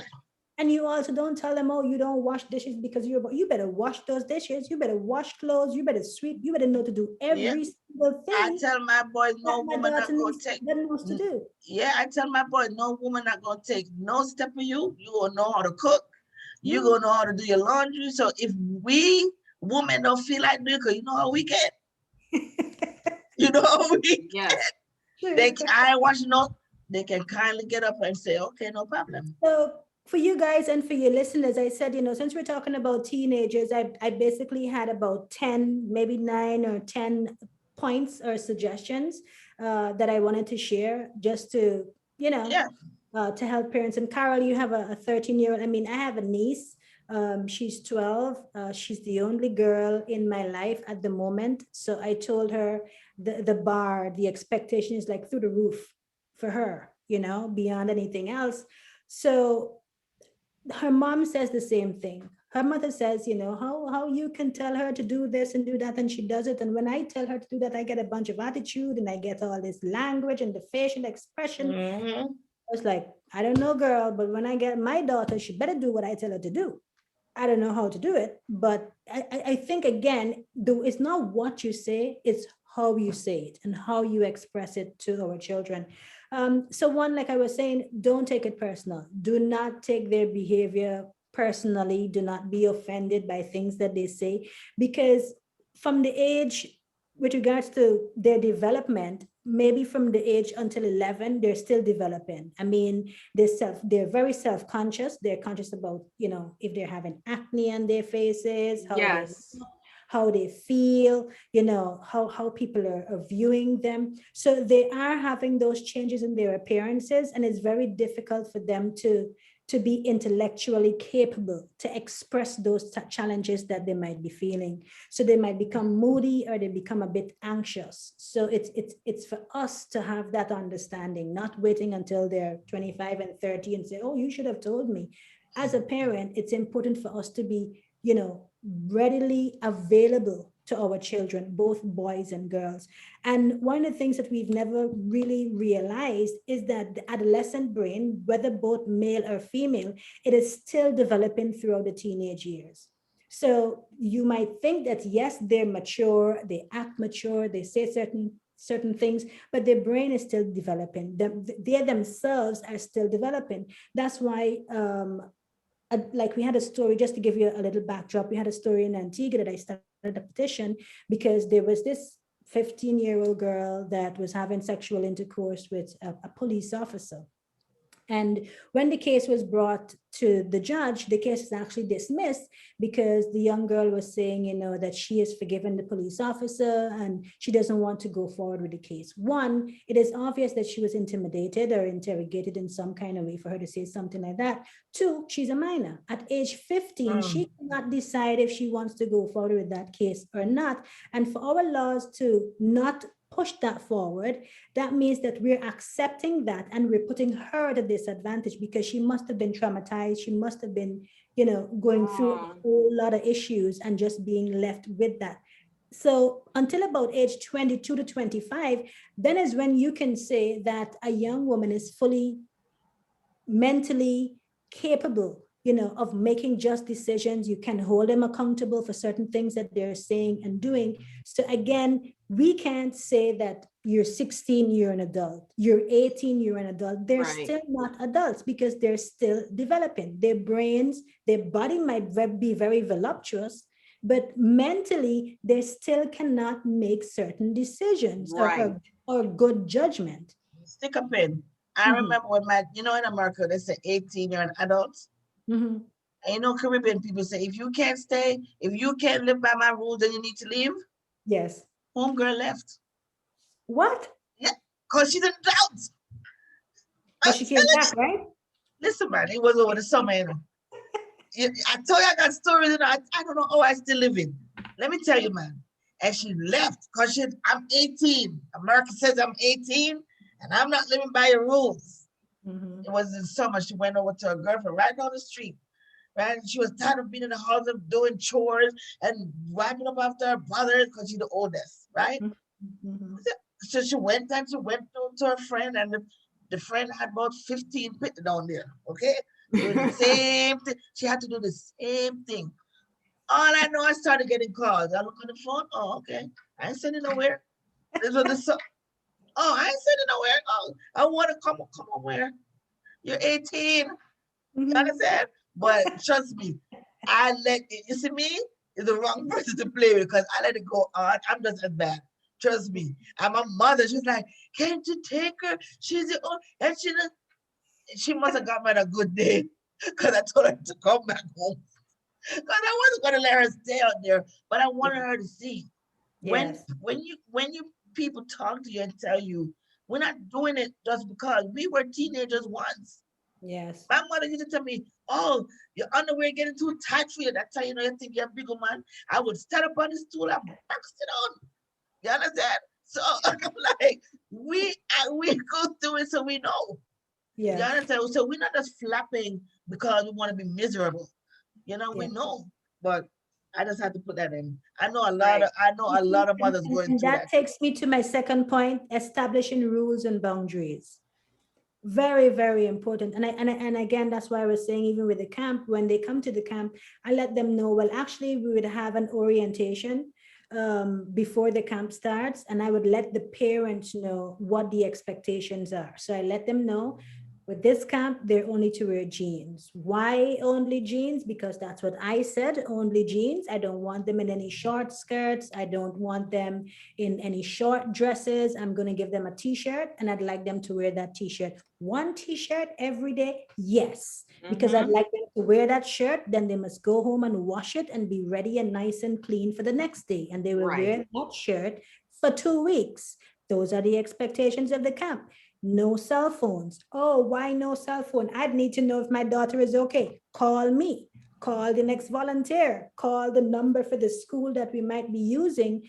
But you don't need to, or you can even come to the camp to see how your daughter is doing. Participate in anything that we're doing, but no cell phones. And I mean, I think those are just some of the rules that I can, grasp off the top of my head. And parents would be asking questions. I remember there was one parent, I'm not even sure if Didi was there, but we were having this meeting with all the parents. And this gentleman says to me, he has a 6-year-old and a 11 or 12-year-old, and he says to me, oh, my daughter can't wear one shirt. I said to him, well, if she's coming to this camp, these are the agreements. It's not, I don't think it's very hard. And if you don't want that space, somebody else can fill that space. He says to me, oh, well, I have a t-shirt shop, so I'm going to print some more t-shirts for my daughter so she can have a t-shirt every day. I said, so are you going to print extra t-shirts for the entire camp? Are you going to make sure that everybody else have a second shirt? Oh, not just his daughter. And I said to him, so how are you going to get my logo? Oh, he knows how to copy logos or whatever. So in front of everybody, I said to him, what example are you setting For your child. Right. in the presence of everybody? Yeah. Yes. So I said to him, if that happens, it's better you don't send her to the camp. It's better you just leave her out Let and her let me do what get she that wanna do. space for somebody else. Because again, we as parents do certain things and we're not even cognizant that our children are looking, they're paying attention. They sure And are. they are basically patterning the way that you speak, your negotiation skills, if we can say it like that, the way that you express yourself. So then sometimes you say, oh, she just like mother. Yeah, Yeah. exactly. And how is that mother, to be exact? You know? Right. Because I realized that I'm a shouter. And I realized that my mother is a shouter. Go and put that down. Take it up. And then you have some people that like, if you don't listen to what I say, you're gonna get and I'm like, that's not me. If my kids hear me talk like, if you don't put that down, I'm gonna whoop your behind. They be looking like, who the hell is that? Because Yeah. So, I'm a that's an important point. And Yes. I love that you said that, because as parents, and we talk about this on the show every week, regardless of the topic we address. We talked about postpartum. We talked about I'm sorry, Reese. autism. I'm sorry, what? Autism, We talked about autism. We talked about every single topic we cover on the show. We talk about, and when we talked last week, we talked about generational wealth, right? Yes. And we Mhm. talked about it from the standpoint of parents, because as parents, we have to be educating our children, right? And Yes. it comes from there. Of course, children have their own personalities, which is a part of what we're talking about today. They are people, so they are going to have their own thinking patterns and their own thought processes. But as parents, we have to teach them. So if we're teaching them the wrong thing and Yeah. showing them the wrong examples, we have to blame ourselves for that, because they're copying. They're like, I call them Yeah. sponges. They're Yeah. soaking up everything that we're giving out. Right. And we And have then to, we expect them to just give out something that they've never yeah. seen. And we No. have to realize that they're humans. That's the biggest thing that I got from me being a parent to these 4 human beings. Yes. Yeah. That they have feelings. And it's for us to reshape the way that we Yeah. think, because my Yeah. mother used to say, do as I say, not as I do. Exactly. That's Yeah. what my mom used to say that. But Yeah. now with me having my sons, I cannot tell my sons in this day and age and in this particular world that we have, do as I say and not as I do. Because Yes. if I do anything that is not becoming of a woman setting self-esteem or setting certain standards for myself, I cannot expect my sons to find women who are admirable and motivated and hardworking. And, Right. I want my sons to be able to select good women. Just Yeah. don't bring any old woman home to me. Right. No scallywags. I need my Exactly. nails done. I need my hair done. I am So, working. You work. You the Reese. breadwinner. So Again, Nikki, yes, dear. So I still do have the want to point. I do want don't to wanna jump in, forget- because you have yes. so much wealth of knowledge, and I love that you have the Camp Girl program. Mhm. So the no, let me say it right. Go girl. Go Girls Camp program, True. right? Yeah. So with the Go Girls, you section them off into age groups, which is Yes. very important. So we're talking about age 7 through 10, age 11 through 13, and Yes. age 14 through 17. So Mhm. obviously these different age brackets have different issues and concerns, right? Which Yes. is one of the reasons why they're separated by ages. So Mhm. can you tell us, what are some of the issues that you find from these different age ranges, what they're experiencing? So parents out there, depending on what age range your children fall into, maybe you can think about it and see what some of the issues are. And Nikki, you can probably tell us what the camp does to address some of these different issues. That would be perfect. But I just want to touch on these 10 points because I don't want to miss the points because Okay, good. the points actually help to pattern what I'll be speaking about with regards to the different ages and the groups. So I mentioned about, not taking their behavior personally, establishing ground rules, which is very, very important, but communicate. Now, Reese, I know you say you shout a lot, but that's not communicating. I know. That is definitely not communicating. Right. So having good discussions, being very calm, listening, active listening, not just have your child speaking, you're like, oh yeah, did you hear? Did you hear what I'm saying? Are you understanding the underlying message that I'm trying to say to you? Could it be that, somebody molested your child and she's trying to tell you, although they said to her, you do not say anything or I'm going to kill you, I'm going to kill your mom, or I'm going to do this to your family. These things are happening. And it's happening so rampant that we have women at the age of 35 and 40 and 50 are saying, I was molested by my mother's uncle, or I was molested by a neighbor, or I was molested, and I was not able to tell anybody. Right. That's because we as parents, we're not listening. We're Right. not being in tuned. And listening for that communication is being very observant. I mean, observe the attitude of your child. Is it a situation where she's just very, she's suddenly become an introvert. She's not into conversation. She's not smiling a lot. She's not a part of anything. She always wants to be by herself, or she's very emotional. Again, it's us taking time as parents. I know it's hard because there are many parents out there that have 2 and 3 jobs, just really to keep the bread on the table as a single parent. But Nikki, I've got one of those. What do I do? You got one of what? Everything you just mentioned on that list, I got one. What on earth do I do? Because I've been trying to figure it out. Don't talk, kind of become an introvert, doesn't want to hear anything I've got to say, doesn't really participate with others. So I have been. No, Carol, you're going to make me ask you, are you a fun person, Carol? Maybe not. Carol. I am trying to get her to that point to loosen up a little bit. Okay. Shush, peanut gallery. maybe I'm not. I try to do stuff, but honestly, maybe I'm not that fun. No, you can find fun, and I mean, you can find a way to be interested in the things that she's interested in. Right. You don't want to be all hip, and using the terms that she's using and all of that, but I mean, it's very important as a mother, as her mother, that you're able to just share your stories with her, share your experiences with her. I mean, you're not going to tell her everything that's happening and things that's going on, personal things, but you can tell her stories from when you were a young girl, or you can teach her how to express love, whether it's buying her a rose, buying her a card, having a conversation with her. But I like that. Find a way to just maneuver your way into her space, because it's very important for you to be a part of that space. And once she's feeling that, she's gonna share, she's so listen, right? So she's into I'm whispering because I don't want her hearing my business. I'm studying her right now. So she loves like playing the video games and stuff like that. And she's into anime and all of that stuff.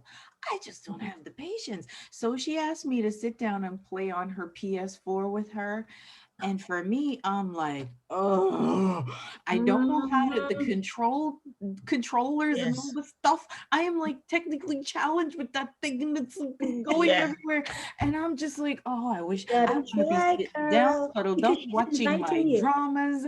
And I'm sitting, I'm like, inviting you to her space. No, you want it, and she's showing you, but I mean, you're not really getting that language. Again, it's the communication, and it's the unspoken language. She's not saying, Mom, I want to spend time with you. She's basically saying, Mom, come play a game with me. That is, you know what my daughter used to say, and my mom told me. She said, in one of the letters she wrote, Mommy sleeps all the time. She's always sleeping. And I sleep. All today I sleep. Up to this day I sleep. But So parents, I my hope you're mom, listening. but my mom told me, she said, you remember when you guys had all those activities back in the day? I didn't want to come to any of them, but I had to not force herself, but Yes, sacrifice. My yes, boys love basketball, and let me tell you, I'm my Lord Jesus, like seriously, and they just want to know that you're there. They just exactly, want to know that you're there. And I'm exactly. like, sleep, kids. And If you wanted to sleep that bad, you shouldn't be making kids. Yeah, so right. that, I'm just, Then I'm you have just your time to saying. yourself to just sleep. well, I wish somebody was doing a told me that. Okay. So So that's a great tip, yes, Nikki, you have that you to. just We have to mentioned. sacrifice Yeah. Yeah. So to for go all the into their parents, world. all the Mhm. parents out there, write this one down as well. And Nikki's walking us through the program that she administers, and it's full of gems, everybody. So write them down. And I know I'm learning a lot right now because I have a child, and even though I'm educated and I try to do this and that, I am learning so much right now because it's important to just tap into what they like. There, I have one yes. that doesn't communicate. So one of the Yes. things I recently did, and recently as even in the past 2 weeks, is make sure to find her a friend. And I'm so glad that it succeeded. I Mhm. found her a friend that she actually relates to and likes the things that she likes, like anime and all of that Yes. stuff. And Yes. they're doing their little watch parties and stuff after school. Yes. And so this has been helping a lot. So I've been like cracking my head just trying to figure out how to connect with her. She's an awesome kid. She's not a bad kid at all. Yes. But I am finding that, the communication, everything is changing with the hormones right now. Oh, So if Yes. you have That's any yes. of what's these going to be kids, happening everybody the out next there 5 to listening, 7 years. Yeah. Oh, listen to some of yes. these You tips. better be prepared. Yes. I'll send you an armor and shield, okay? But you gonna need it, boo. So my next tip is be compassionate. I think that because we're so stressed, because we're so overwhelmed with everything, the bills, myself, I just want to sleep. Yeah. I just want a break. I just want to, I just need some time for me. Being compassionate sometimes is thrown out the window. Like if someone comes to you and say, "Oh, my dog died," like, "Oh, I'm sorry to hear that." Yeah, anybody can say that. That's just empty words. But being compassionate is actually taking the time and the effort to showing that individual that you're really sorry that you heard that their dog died, or you're going to get them a little card or something, or if it's a parent, you're going to get them another dog, or you're going to say, let's take a walk and talk about it, or and that it escalates as you, and it becomes natural if you have Ah, mentality, not mine only has been not begging only for with a your cat children. or a dog forever. So I'm actually thinking about that now as well. So you're Not I. suggesting that. You know what? Years, not I. Mm-mm. Yeah, you I'm know not big on it, but I'm trying to find ways to connect and like it's something easy. The dog thing I can't do. I can't do the pooping. I can't no, do it. not even, not that, with a dog here too. I don't know about And I that. can't That do Let me all tell that. you, my kids would love that Mm. dog for 2 weeks, and then the dog, you can't find the dog because I don't know where the dog is. I thought you had a dog. And then they go See, end up me. I don't want no And, dog dragging his butt in my bed. I'm But, sorry, or but on my we see furniture where I put my that face. that would be teaching them responsibility. Again, it's an opportunity to teach them responsibility. And if Carol, if you get your daughter a cat and you have certain expectations on how the cat is going to be fed, where the cat is going to be kept, again, it's responsibility. And it's these little things that we do or give our children the opportunity to do. They're able to extend their minds. I mean, Got you. as a Black community, we think that we need to teach our children to go and just go to school so you can get a job. Yeah, yeah, That's not how the other it should group, be. No. yeah, yeah. let me be very plain and say white people, that's not how they raise their children. That's not what they're telling them. They're No. basically teaching them about investment. They're teaching them about expressing themselves and whatever it is that your hobby. And if it's not a hobby, don't let it be a job, let it be a hobby. Yeah. They're teaching them to be the employer, and we're Right. raising our children to be the Yeah. employee. And Yeah. Yes. Yes. it starts from bottom up. It It starts from a started from very the dog. young It age. started from getting a dog. It starts from even less than that, You're so and silly. it's it's things that basically Yeah. just show itself, because again, our mindset needs to be reshaped, It's Yeah. reset. true. We need And to when you check. talk about having a pet or, you know, any kind of a pet, like you said, it teaches that responsibility. It Yes. teaches compassion. So then when they do grow up, if you end up being like a boss or something, you have that compassion that you've learned. So even though you're dealing with people rather than animals, you've developed a certain sense of compassion and of responsibility to know how to deal with people. So I think that's important. I You love might that. have a child, an example came to me. You might have a child that you're in the kitchen and you're cooking, and this child just take one of your pot spoons and bang, bang, bang on this pot, bang, bang, bang on that pot. And for us, and as in the Caribbean, left the pot alone. Happy Yes. noise. But Yeah, why no, me. Yes. are you making so much I'm noise like, in would my you be ear? quiet? But for another ethnic group would say, you know what? He You wants Let need to to- them play drums. express themselves. He Yes. wants to be in music. He wants Yep. to Yeah. express Yeah. And when himself. he turns the I'm drummer, gonna- they're gonna be like, I remember when he was in the kitchen and I used to hear yeah. That is Exactly. so But we true. it's true, but we tapping eyes in my head. Tap it, go Yeah. put it on, go take up a book and read. The way that we respond to these Yes. little cues, we have to call them little Yeah. cues that you're getting, and you get them from age 0. Because even if you have a little baby and the baby cries, and from the minute the baby cries, you say, "Oh, shut your mouth," or how you It's true. respond Why are we is like that? you shaping. I think it's a thing about Black people, and which Jeez, is I'm it's thinking not about it it's not now. positive. It's not a positive thing, because it has a negative effect on how we Yeah. raise our children. Yeah, I'm just thinking because one of about the it things now. that you said, Nikki, is, that whole syndrome of be seen and not heard, or sometimes Yeah. don't even be Oh, my seen. mother used to say that. Yes, that's coming from afar, Mhm. in terms of the Black and Brown communities. Yes. We're so used to trying to make ourselves invisible so we don't get in trouble, so Yep. that people don't see us, and all of a sudden it's Mhm. like, tag, you're it. I'm gonna throw you in jail, or I'm gonna, you've Yep. now become the spotlight. So that's so embedded in us for so many years that I've got to tell you real quickly too. I don't want to take up your time because I know you have some points to share with us. I took my child before to, family members' house, and of course it's all West Indians. And for a while, and I got furious because they did not want her to be seen or heard.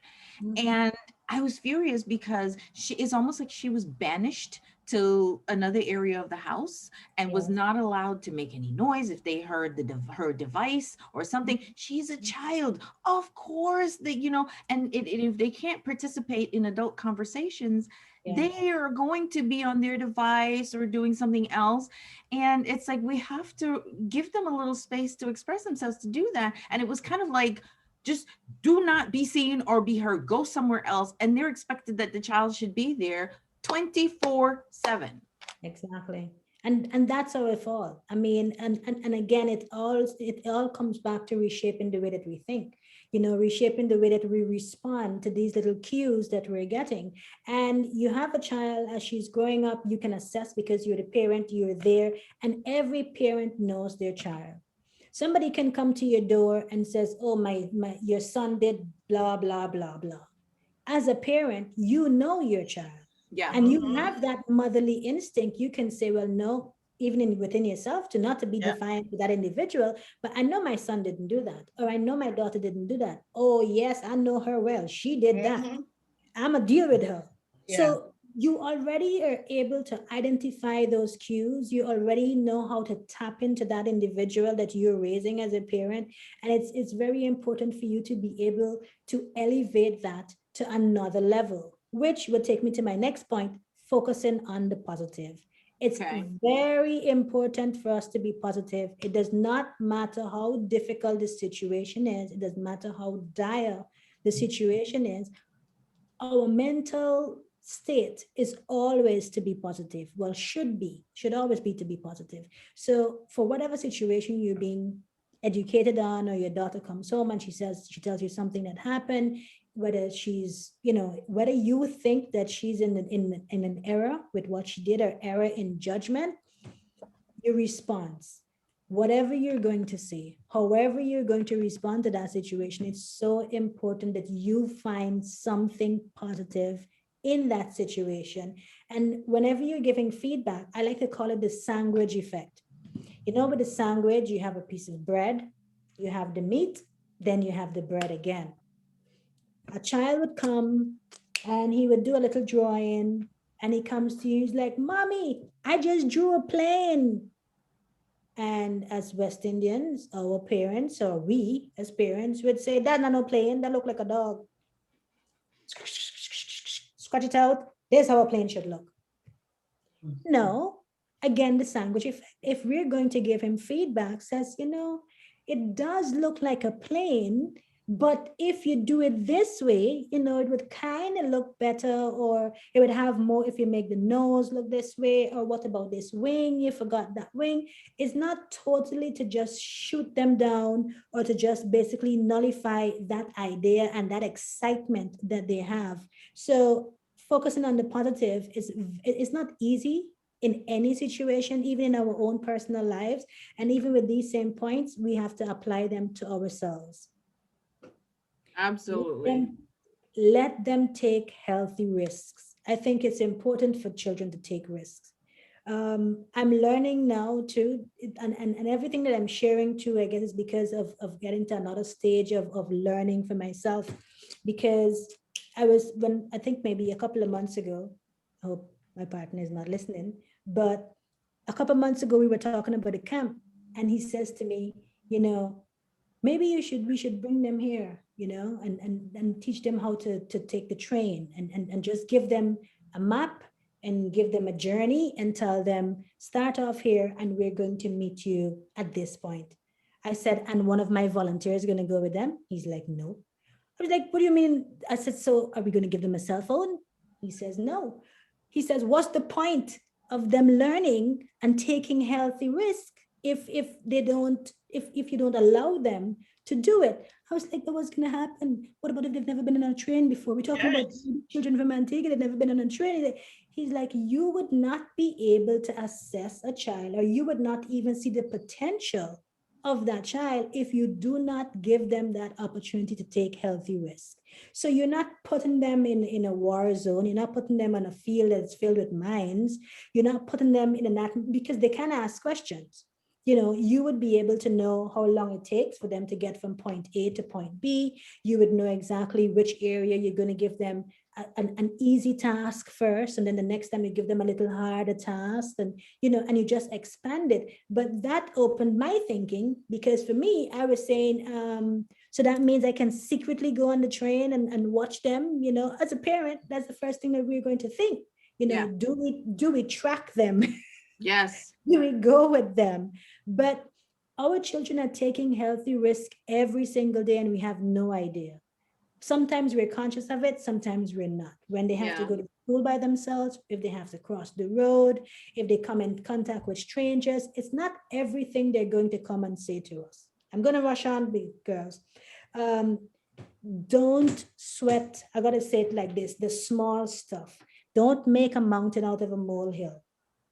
Certain things can just be addressed and just be left alone. Even if they come to you and they share certain things, just let it be something that, yes, you're listening, you understand. And even if you want to address that situation, try that art of, let's talk about it later. Or you have enough time to think over whatever's happened, regurgitate the entire situation, and then you address it when you're more in a calmer spirit and more receptive to this particular situation. Compromise. As parents, we don't think that we need to compromise. You're the parent, you're the child, I'm the parent. I don't need to compromise with you. Why do I need to compromise with you? You do as I say, not as I do. Yeah, I'm the parent. Yeah. It doesn't I work. love use that. Yeah. I brought you into this world. And I can take you out. Yeah, you do as I say. I'm the Listen, parent. yep, I'm the Guilty parent. of that at times too. I'm like, listen, And you're a that's kid, not you right. don't know. It doesn't work. It might look like it's working for you, but something different is happening in the mindset of your child. Something different is happening as they grow, and they themselves might have that effect when they get children too. It's just a generational thing that is passed on from generation to generation.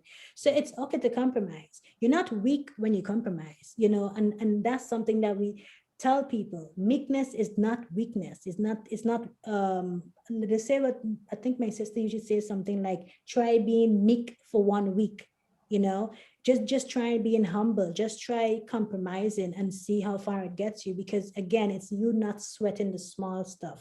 Right. um, Practice unconditional love. I mean, unconditional love is exactly as it says, unconditional. You love your children, you have certain expectations for them, but do not expect your children to live your dreams. Do not expect them to have your careers or what you didn't do when you were younger. You can't expect your children to have those desires. You can encourage them, but again, loving them unconditionally, whether they want to be a doctor, or they want to be a teacher, or they want to be anything that they desire to be. It's important that you as a parent provide that love, provide that encouraging force, provide those words of encouragement. Again, words of affirmation is very, Yes. very important. I just Right. started getting into that, the words of affirmation. Yes, it's Yeah. it's I very just important. very, yes. And it's easy to reshape the mind. It just takes practice. It just take a continuous practice. So my last point, again, do not be afraid to seek help. Like, don't be afraid to ask people for help.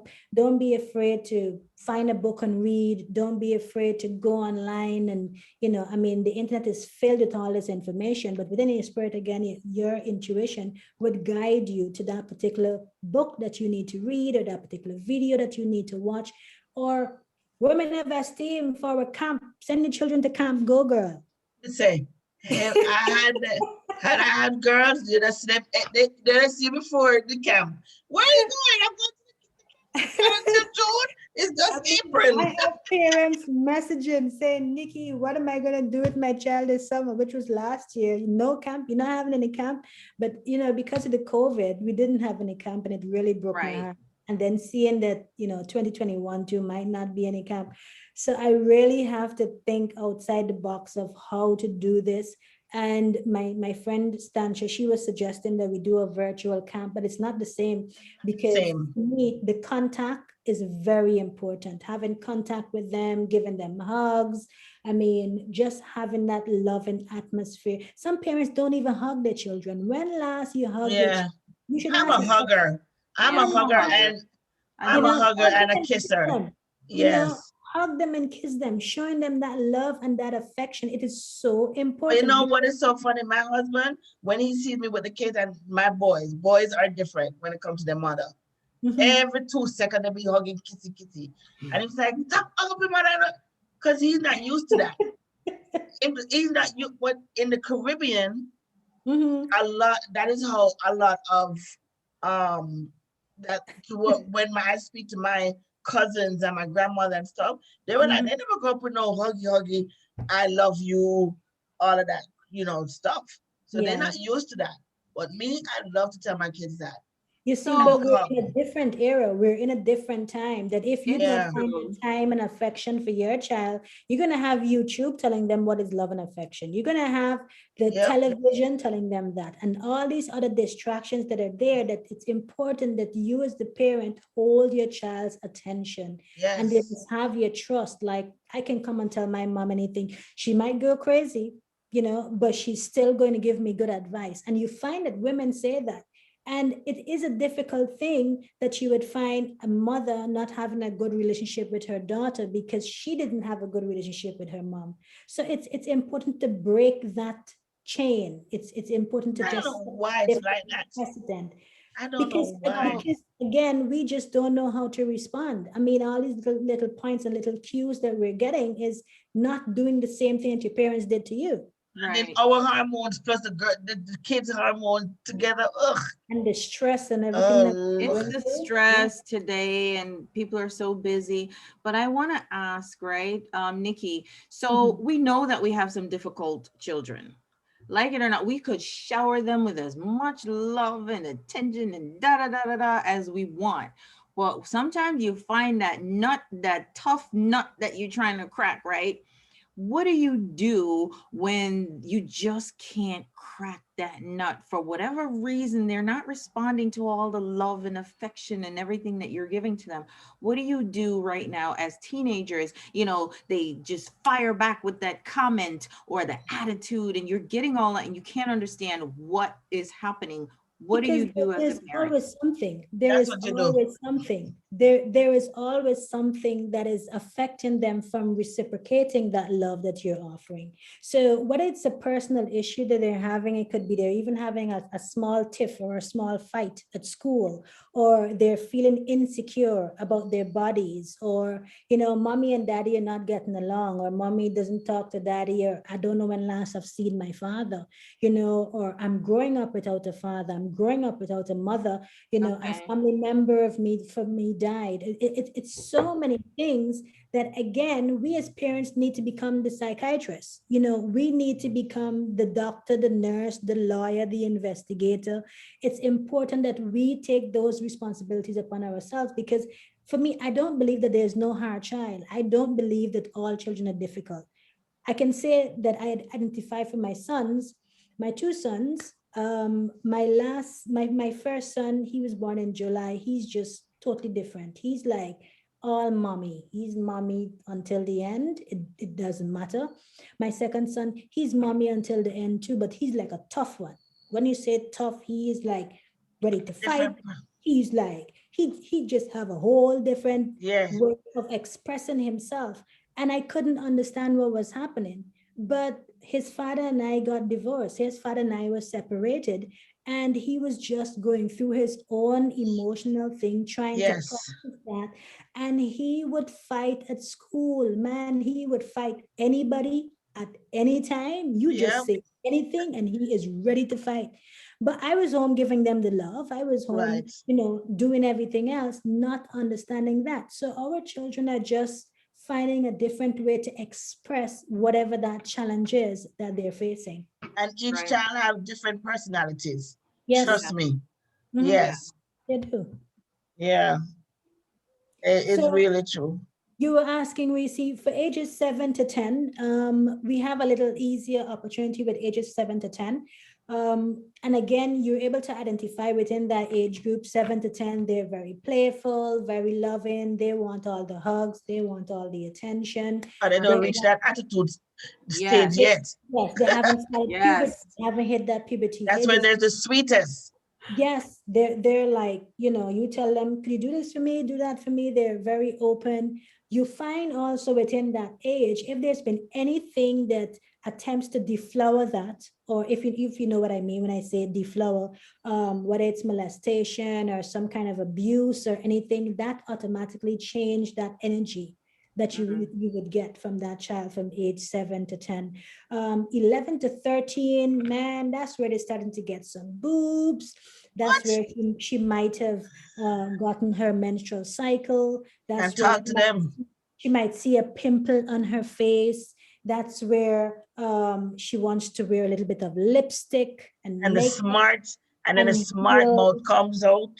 and you get the smart mode. That is the Yes. starting age for that to happen. Yes. Now, as parents, you're able to curtail that again with having conversations. Communicating is very important.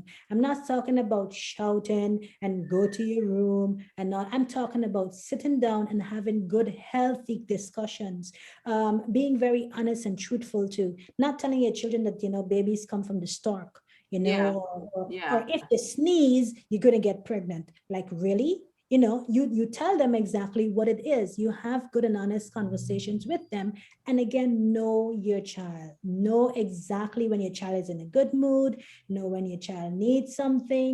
If they need a hug, or just find that energy to be able to feel what's happening as a parent, because there's no book on how to raise a child. Nope. There's no cure all for any of these levels. And, Yeah, go no, ahead, go sir. ahead. Yeah, so within that age, 11 to 13, you're going to find them a little bit spicy. It's like you're having some curry. It's not too hot as yet. Uh, we're getting to that point. And again, educating them. And the journaling should start from age 7, having them write, having them express themselves. That's why we do the journaling for all 3 levels. From age 11 to 17, because from 14 to 17, you would find that these girls are already having conversations. They're already, expressing to boys and telling the boys, oh, I love you. And, we can do this and we can do that. And I want to go to parties. And that's a whole nother level. But again, as a parent, if you're not able to curtail that, if you're not able to have those conversations, if you're not able to have your child focus on books before boys, because I push that a lot. Yeah, I do too. Let your child know that her book is important way more than a boy. The boys are going to be when you're in your 40s, even if you're in the hundreds. Yeah. The boys to be there, but you want to be an accomplished young woman so that you can make good and just decisions. Right. And again, it's the environment. The environment sets the precedence for how we are going to see our children thrive. And you know what I noticed too, when they get sexually active, you know, you can tell. You can tell because they will. I'm like, they get an attitude. They get an attitude. But the attitude is different if it was something that they did not consent to. Okay. You get a different attitude from them. They have. So we're talking about the ones that resentment and all of that so we have different types, right? So that's what you're going over right now, Nikki, because we have parents who are listening, and like you said, if they did not initiate that, or if they did not want, or they didn't consent to this, then what type of behaviors should parents be looking out for? Of course, they're going to be more of an introvert. Some of them are going to be very quiet, very silent. Some of them are going to be very unhappy and angry all the time. I mean, it's something that was taken from them without their permission. So anything that any reaction that you would have to something like that happening to you, that is going to be replicated by that child. If they're fearful when they're around men, if they're fearful by themselves, if they're just uncomfortable or edgy or any of those things, it's very important for you to be able to identify the signs. If it's consensual, now you're going to find your child being all well lipped up with lip gloss and lipstick and a shot. This I'm about to do this, put it all the way up there. And, and again, it's how we raise our children, because I do not encourage my niece to wear short clothes. No, but you can't say that. To dress a certain way. You can't say that. We can tell them, we can say, this is how you're supposed to dress, act ladylike and whatever, and they still do their own thing. I don't agree to that. I was one. I was one, because let me tell you, I grew up sheltered. When I tell you sheltered, I don't even know all my mother made me go down the street to go to the car and drive by. Okay. And I was sheltered, because I'm going to tell you why I'm saying that, and you'll see. When I left country, Jamaica, country, and I went to live with my dad in New York City. Okay, so I was in the Bronx, whole new world. Oh my God. I'm actually going to walk to school. I'm going to take, my mother used to bring us to school, and I need to live around the corner from my school. And my mother bring me to school.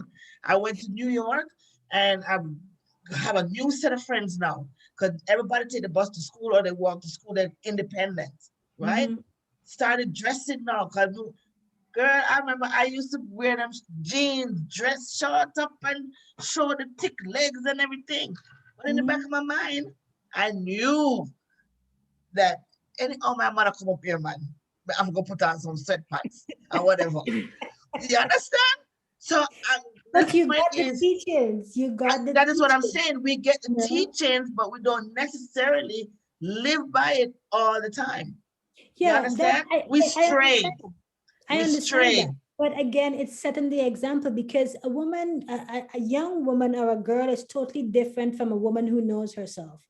And one of the things is that we would read articles that would say, oh, it's how she dressed and she called it upon herself, which I totally disagree with. Right. And I can argue against that from now until Yes. next year. But again, having, like you would see on the internet, these little girls, these young girls in shorts Yeah. and tank tops and whatever.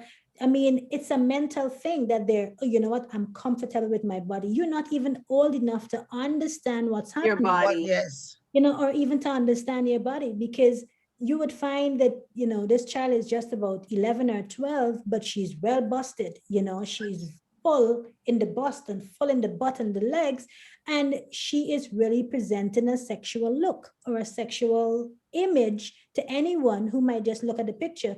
I'm here in the UK, just to give an example, and couple, maybe sometime last year, late last year, my sister sent me a picture. Look at your niece, she's going to some dinner with her church family or something like that. When I look at the picture, the first thing I saw was breasts.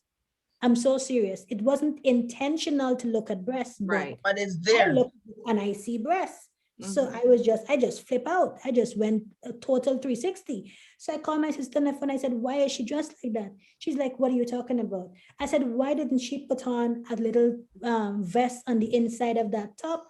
Oh, that's nothing. That's how the top look. I said, look at that picture again. She's like, oh, you're thinking too much of it. I said, no, look at the picture again. Because even if that picture goes on social media, when a man or a boy looks at that picture, he's not Yeah. looking at her face. No, they're not. He's not looking at her Right. shoulders. Yeah. Yeah. It's straight to the breast. Yeah. Because it's there. It's cut Exactly. out. It's right there. Exactly. So I think it's very important for us to, have our children be conscious of how they dress. Even for me, myself, I'm a grown woman. I don't have anybody telling me what to do and what not to do, but I'm still conscious within myself on how I dress. And Yeah. that's not me talking down anybody who wants to dress however they can or however they want, because again, they're adults. They can make those Right. decisions, but children should be dressed as children. Yeah. My mother would always say, when you go into the rum shop, you would see the half pint and how much of a pint. They don't have it all mixed up. Everybody have their section. And again, children need to know their place. They need to be treated as children, dressed as children, looking like children. And when you're an adult, you can make any decision. You can do whatever you want because you have control of your body and you have that mental capacity to make decisions for Right. yourself. Leave a little And imagination. And I want to jump in right there for our listeners again, just to tell you guys, as you know, what our motto is on this show. Okay, it's more compassion, more empathy, and less judgment. That is our Yeah. motto on this show. So, parents do not feel like we're judging your parenting skills, etc. No, yeah. But what we are saying is education is the key, right? Start Yes. with our children. And what we're saying is just educate them so that they understand that you're not just trying to control them or mold them into you, but you're Mhm. teaching them how to be responsible and how to make sure that they understand their bodies and respect their bodies as such. Because when you're younger, of course, when you get to be an adult, you can make whatever decisions you want to, Exactly. and you're Yeah. going to do that, and nobody can judge you for that because you're an adult, you're grown, you've Exactly. understood the fundamentals because your parents have taught them to you. But when you're younger and you have children, we're talking children now, teenage girls, right? Mhm. You have to teach them that, listen, this is not okay. If you're going out and you're 12 years old, 13 years old, whatever, and you just, all your boobs are out, this is just not okay, simply because everybody, as soon as they see that, what are they thinking? And it's Yes, only natural. children We're should humans, dress like male children. or Yeah. female. Yes, I think so too. Children should dress like children, and that parents must have that in their minds. I mean, you might think, I mean, I've been seeing pictures on social media, which is very disturbing. You'd see these little girls in these little tight tops here and little pants and whatever. I'm not comfortable with that. I mean, again, we're not judging any parent, but for me, like I told my sister, the next time my niece wears that top, she needs to have on a vest. And I said to her, I'm not going to have that conversation with her. I'm going to Mhm. have you have that conversation with her. And then if I see it again, I'm going to have that conversation with her because, Right. again, she knows. And she should know, and you as the parent should know. I'm not saying that there might not be oversights and, things can happen. That is understandable. But just setting the precedent that children should dress like children should act like children in the sense of being respectful, being courteous and polite and humble.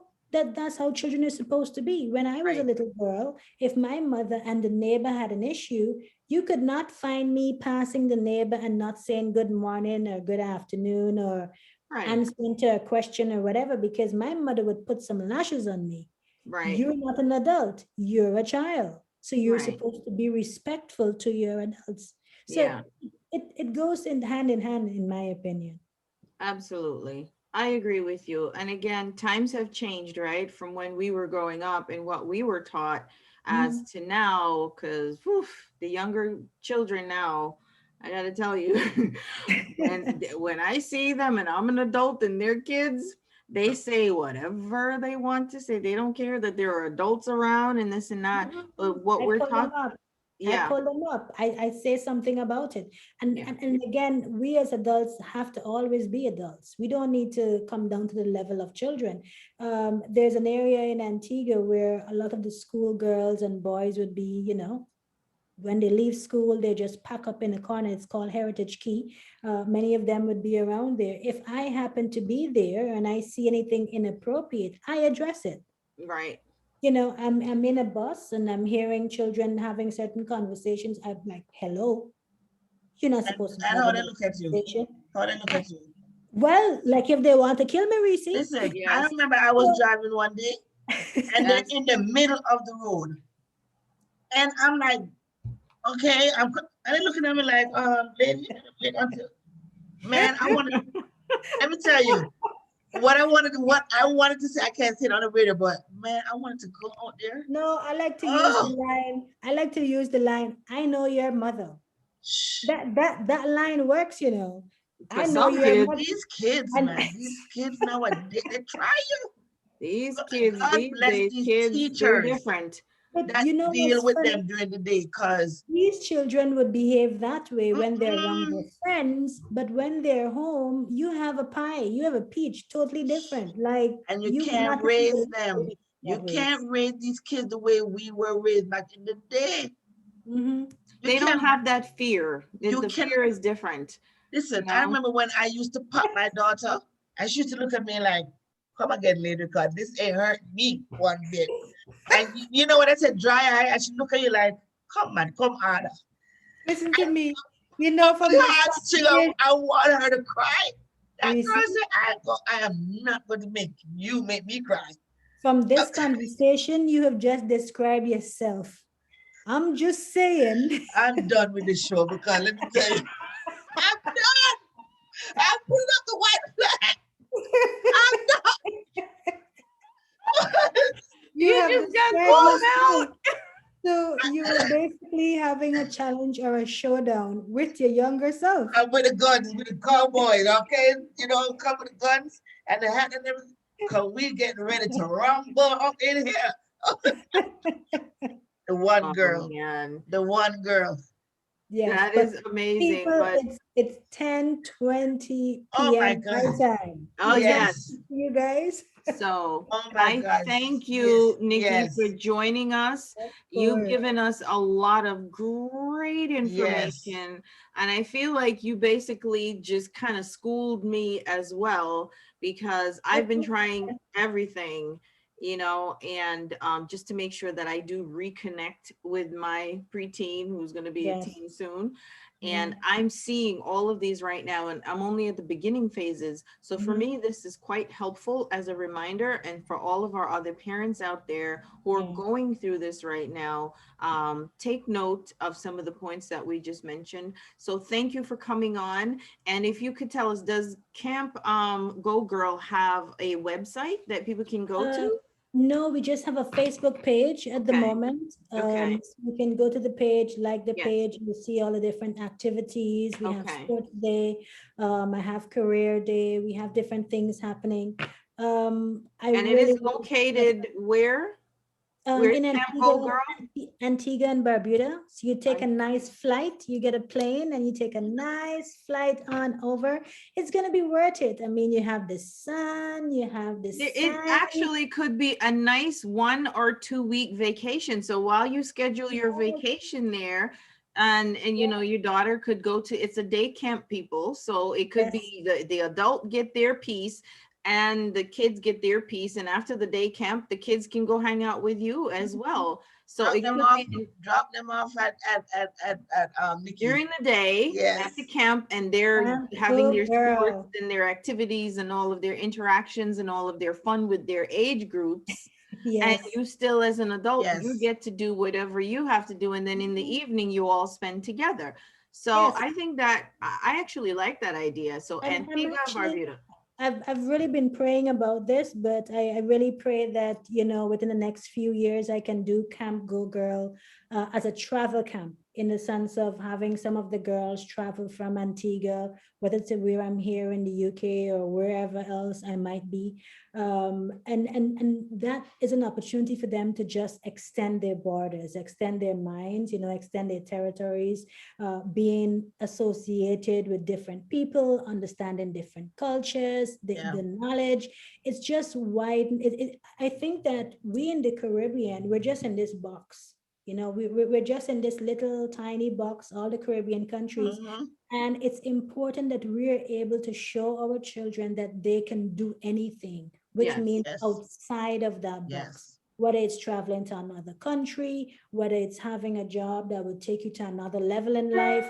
We're not just saying that we only want them to be, rich and famous, but we want them Mhm. to live good, comfortable lives. We want Right. them to be in the right mind. We want them to be cognizant of who they are. They are proud Black women, proud Black girls. Um, it's just a lot. It is a lot, and a great desire for me to be able to do those things. But before I go, I want to say thank you. I gotta say thank you to Damara first. Yes, Didi, Tamara. Thank she reached you. out to me. And as you can see, we love to chat on the show. So yes, you That's have to fine. tell us And that you have to apparently I leave. can talk to. Love chat. So when No, you it's camp, it's past my dinner time. That's why I'm okay, sorry. real quick, right So before that's you why. leave, when you come back again, like when your camp is up and running again, we Yes, want to have you on the show that so would we be can. awesome. And we promise we won't talk so long. No, no, no. Yes. Talk as long as you like. I'm a talker too. That's okay. Trust me. I didn't mean to run like that or tell No, you to that's talk like fine. that. No, that's But fine. That's fine. you But sure? we enjoyed it. We We enjoyed the enjoyed it. We love it. When you go back, I do know that you have your radio programs and all of this. If you could also mention us, Of course, of say a course, word about our show, that you were here with of us and what your course. experience was like, and tag us And when send you me the talk link about too it. so I can share. Even this recorded interview, maybe you guys can send it yes. to me and I We'll can send have it it to you. Let on them my know about Facebook. My Turn Radio. Pure Yes. Queens, Pure Queens We're Yeah, and we on queens this post it platform. live communion. on Facebook, so Yes, we will we're send live. you the link to the Facebook, so Yes. everyone, can just go to Facebook and click on it and see the show. So Yes. we'll So share that with you. I want to thank Didi again. I mean, Sister Didi, Selector Didi. She's always been my number one supporter. She's just amazing, an amazing young woman. She's worked really, really hard. She's very hardworking. I'm always really proud of all of her accomplishments. I'm proud that she's another woman that I can, associate myself with, to say that she understands herself despite any challenge that she might have been through or faced as a woman, as we all do. She continues to promote good relationships, good friendships, and she's a really good friend, and I really, really love her. So I'm grateful for that. Reese, I want to thank you too for the opportunity, and Carol. And hopefully I can meet your daughter at some point. That would be nice Yes, too, to be able to interact We'll with her take a trip to with her a Antigua little bit. when you yes. have your camp. My Hey, sister's there's husband is FaceTime and from video Antigua. too. There is Zoom too. Hello, Yeah, you guys can true, have true, that true. personal, Yeah. Yes, contact yes. information. So But I now want we to have go. your Now I have a reason. My sister's husband is from Antigua and he's always going. So now I have. I'll So have a reason even to to tag your along. listeners to feel free to give them my information if there's any parent who's listening that would love to have a chat off air, about their challenges with their children or with their girls.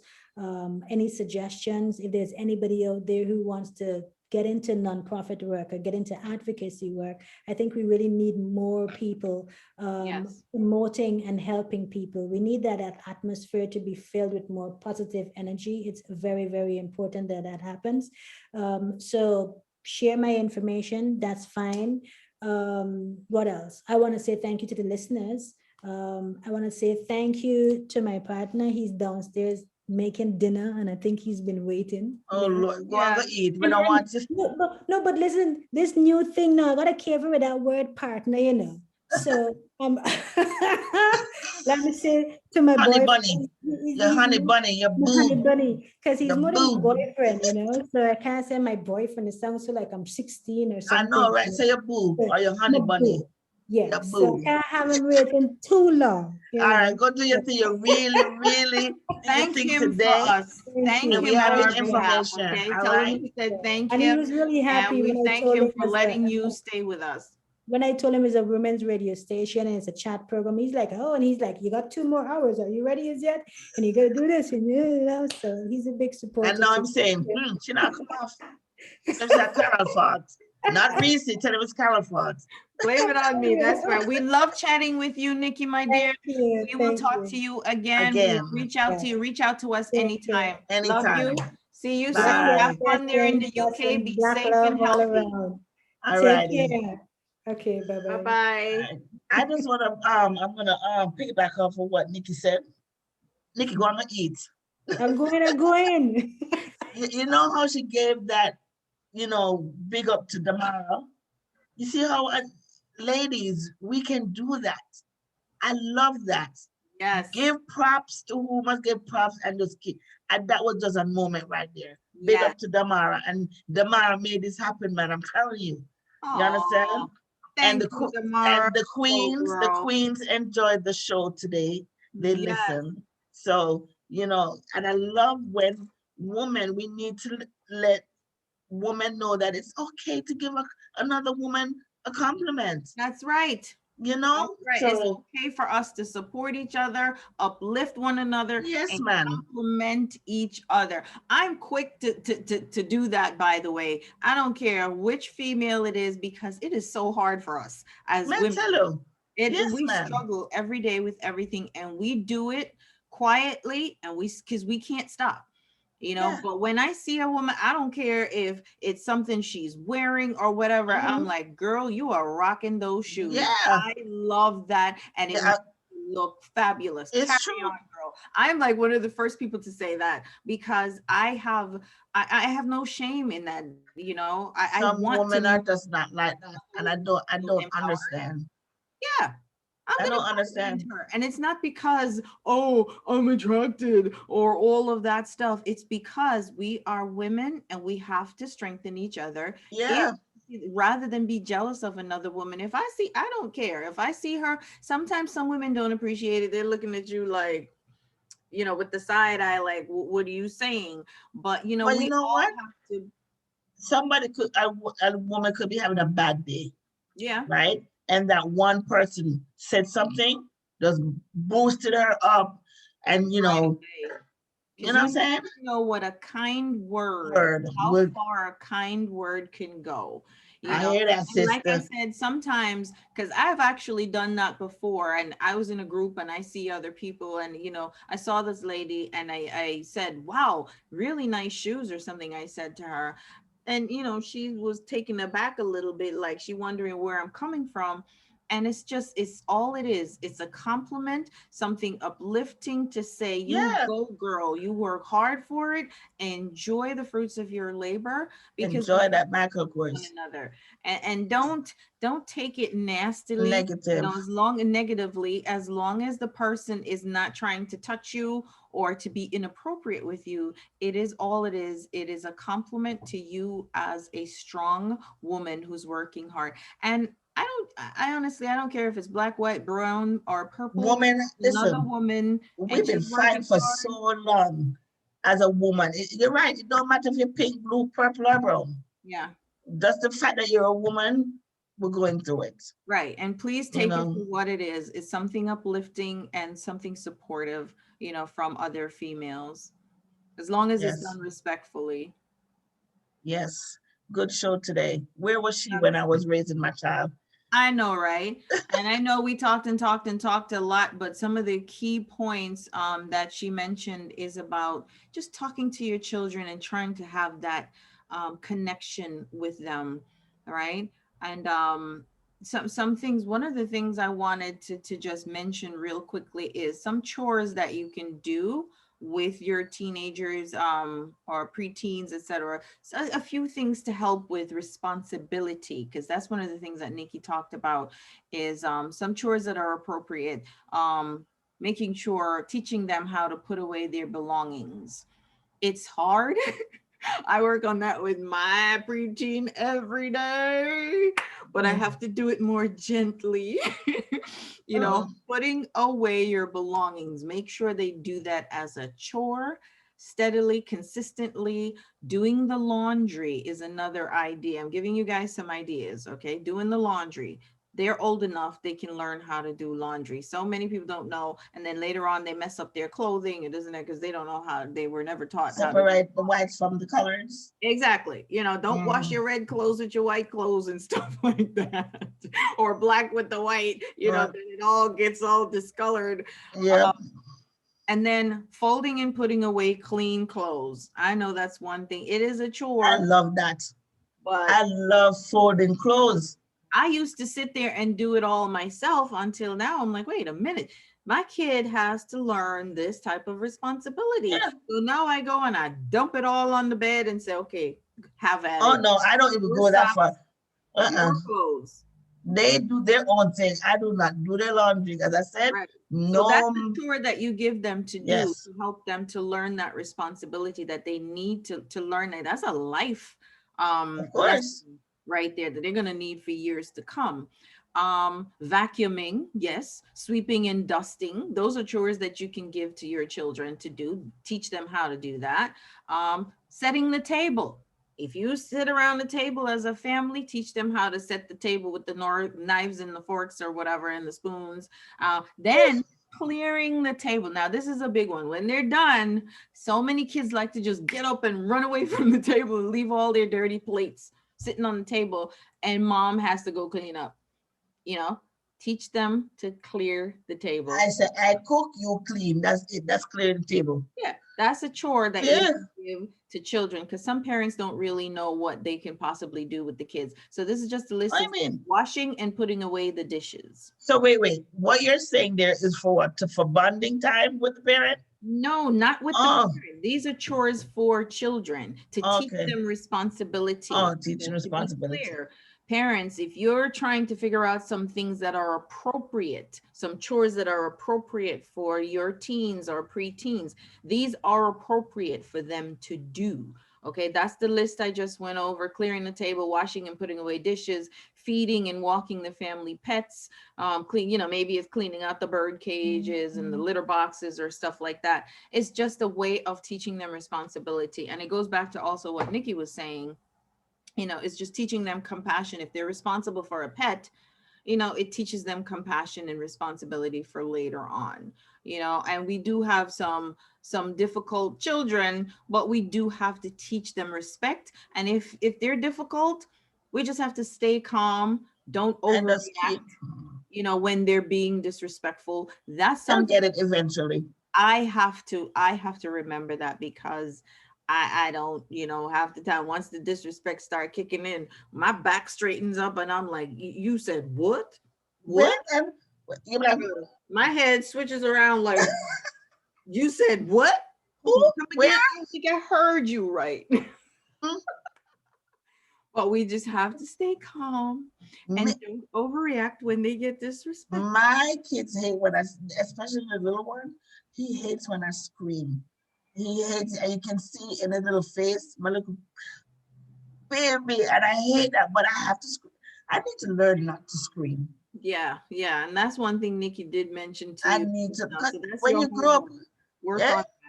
Work. That's your homework. Work on that, girly. Then we have to identify the cause for the disrespect, right?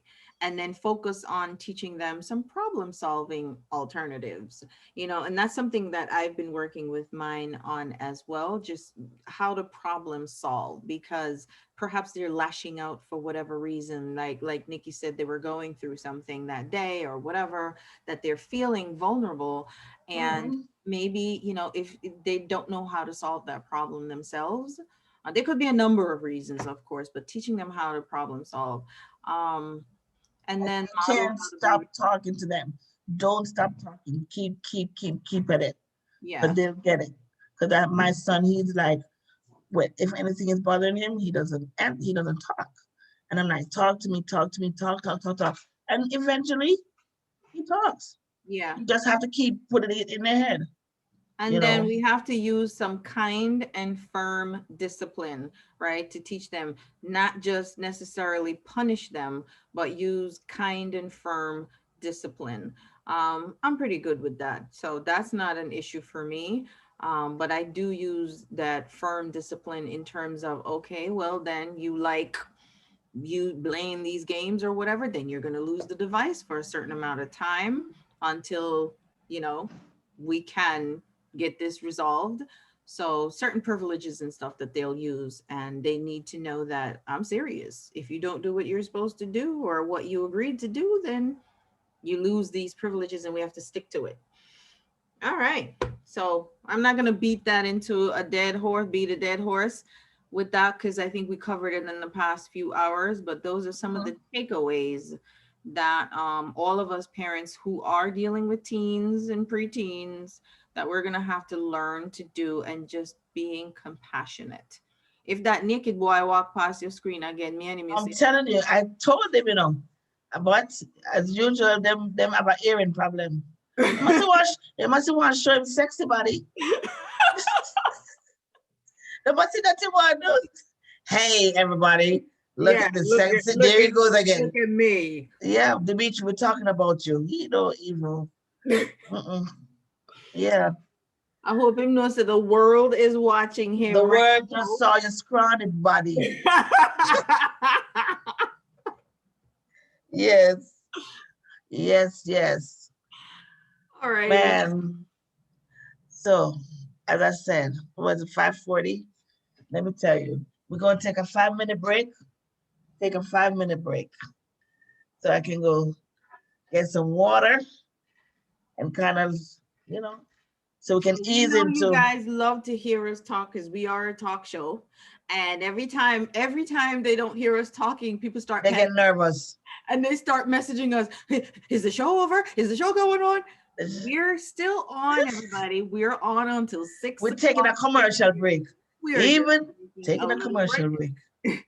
Yeah, 5 We'll be minutes. back in 5 minutes. We will be back in Yes, 5. indeed. Don't go anywhere. Don't go anywhere until I find something to play for them. What am I gonna play? I don't know. Uh, is that time of the day? Is that and I promise I'm not drinking or anything like that. You don't think, right? And then we'll be coming back in our next segment where we talk about what we do and some announcements that we will share with you. So don't go anywhere. We have announcements for you. We'll talk about the voiceover stuff and our work bar stuff that we have coming up. Yeah, good All right, stuff. so we'll be back in 5 minutes. All right. All right, people. Don't go anywhere.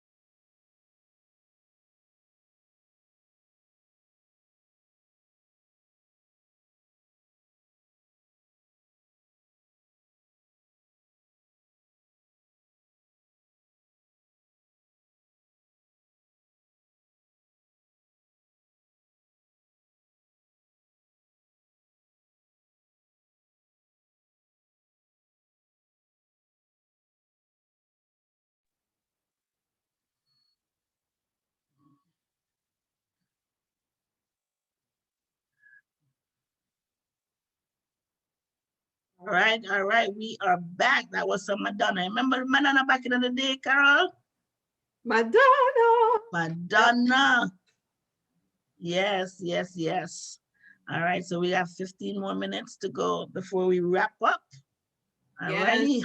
Yes. So we're gonna jump right in before we go out this evening. As you know, every week we end our show by just chatting. Everybody's got, like 16 jobs in For this day real. and age. That's just what it is. You got to survive. You do what you do. And one of the things that I do, and Reese's going to talk about her stuff in a minute, but I'm a voiceover artist, right? And what is voiceover? Again, voiceover is just using voice to add to moving pictures, to just make it more interesting, to tell a story, to advertise a product, to do, and some types of voiceover are documentary narrations. It could be e-learning videos. Right now we have a lot of children or even adults are learning from home, virtual learning. So there's a voice behind. A lot of times when you go on and you clicked on a lesson, you don't necessarily, for children, yes, they have a live teacher teaching them right now. But if you're just an adult and you're doing online learning, not necessarily school all day, there are lessons that you click on and you listen to them and they walk you through the lesson plans, etc. That's a voice, somebody's voice that is doing that. That's called voiceover as well. Like I said, you also have audiobooks. For those of us who don't like to always pick up a physical book, you just want to sit around, you pop in your headphones and you listen to. We all know about audiobooks. Many of us read that way. That's a voiceover artist that is reading the story to you. We also have, what are some of the categories that I mentioned before? The documentary narrations. We have television and radio commercials. You have animations, etc. Okay. We also have telephone, simple as voicemails. And that's one of the things I like to mention every week. Very, very simple, a professional voicemail done. That is, yes, everybody, that is voiceover as well. And of course, you have to turn on your acting skills because you are acting. Voiceover artists are behind the camera. They are not in front of the camera like the regular actors that you see on television every day and you watch them in movies. But they are behind the scenes. They're narrating stories.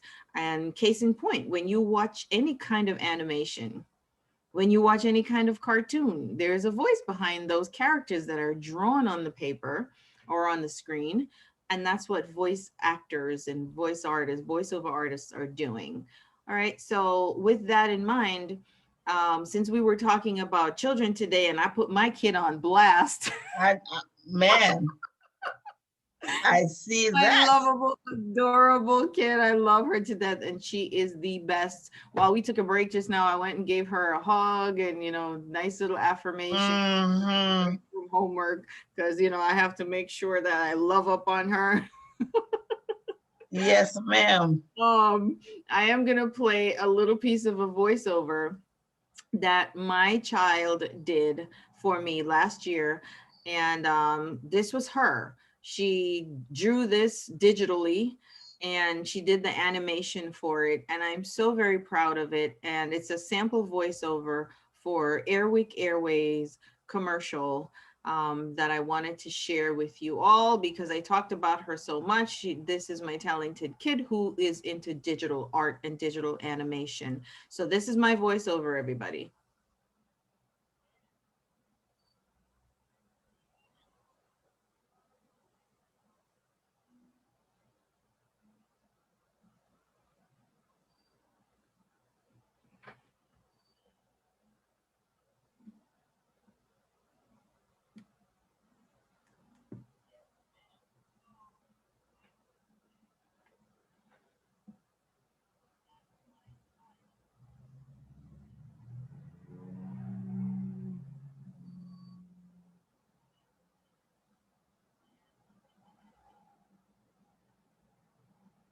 Yep.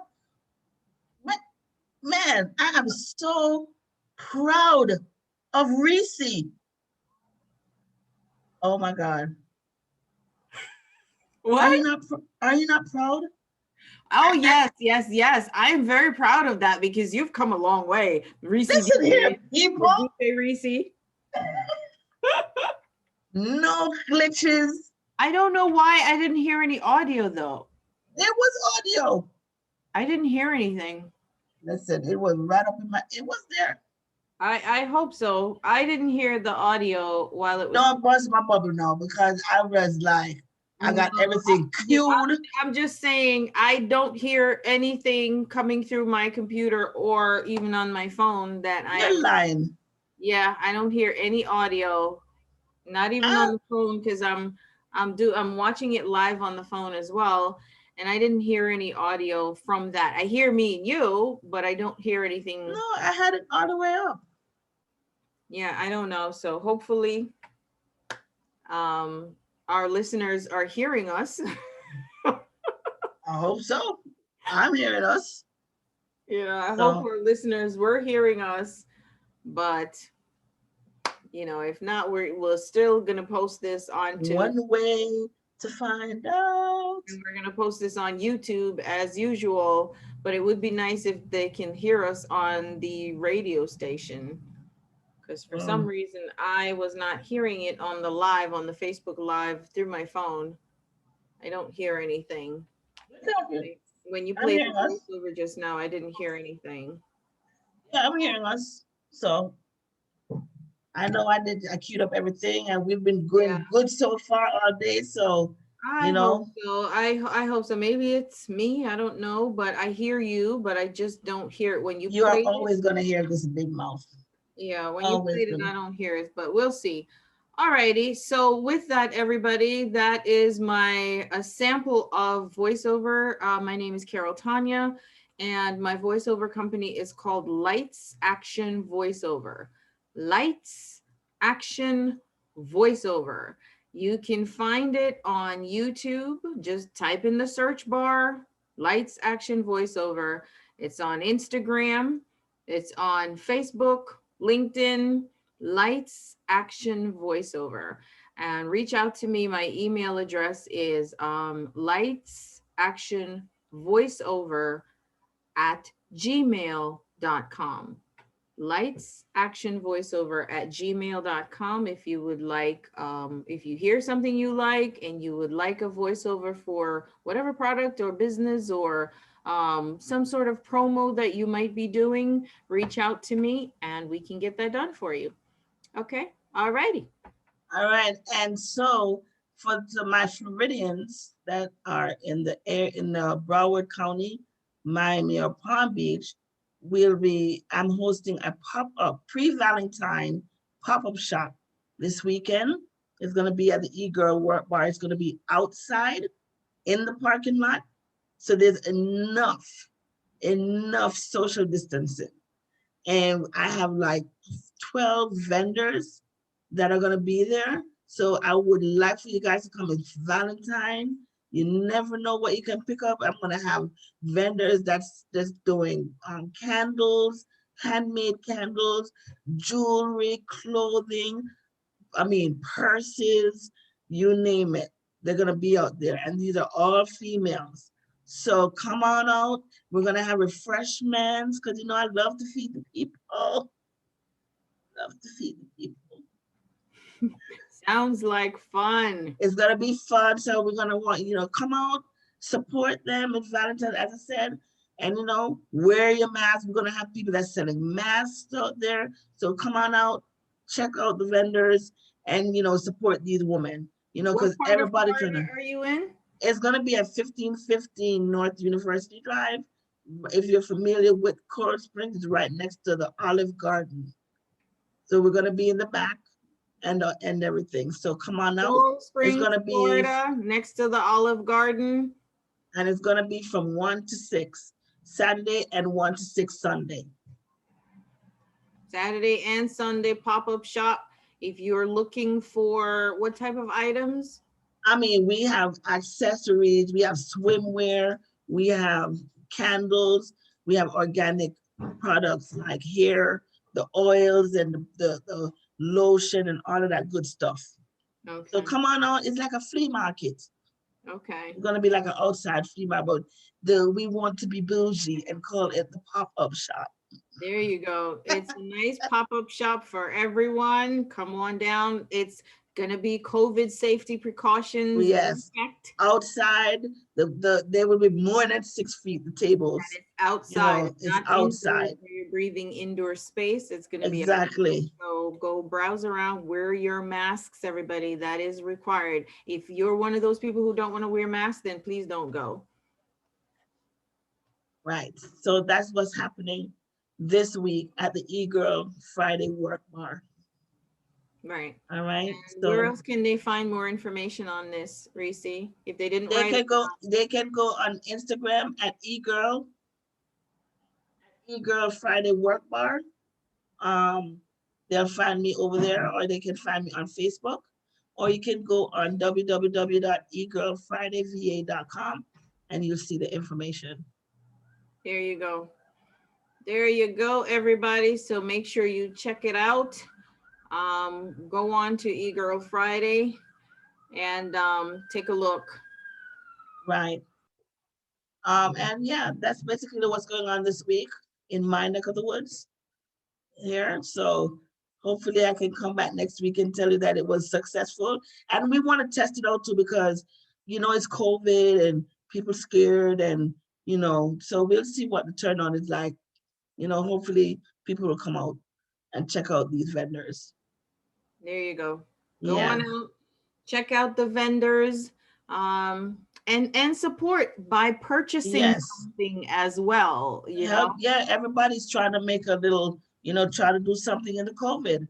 And they're taking the time to go there and set up shop and set up all their products and services. So make sure that you support everybody. Make sure that you are supporting. So bring a couple extra dollars with you. I don't know if you're actually exchanging money, or if you've got a debit card or a credit card or whatever, however you pay, just be prepared to support someone. Yes. I'm not saying that you should spend hundreds of dollars, but find something that you like, support. That's what it's all about.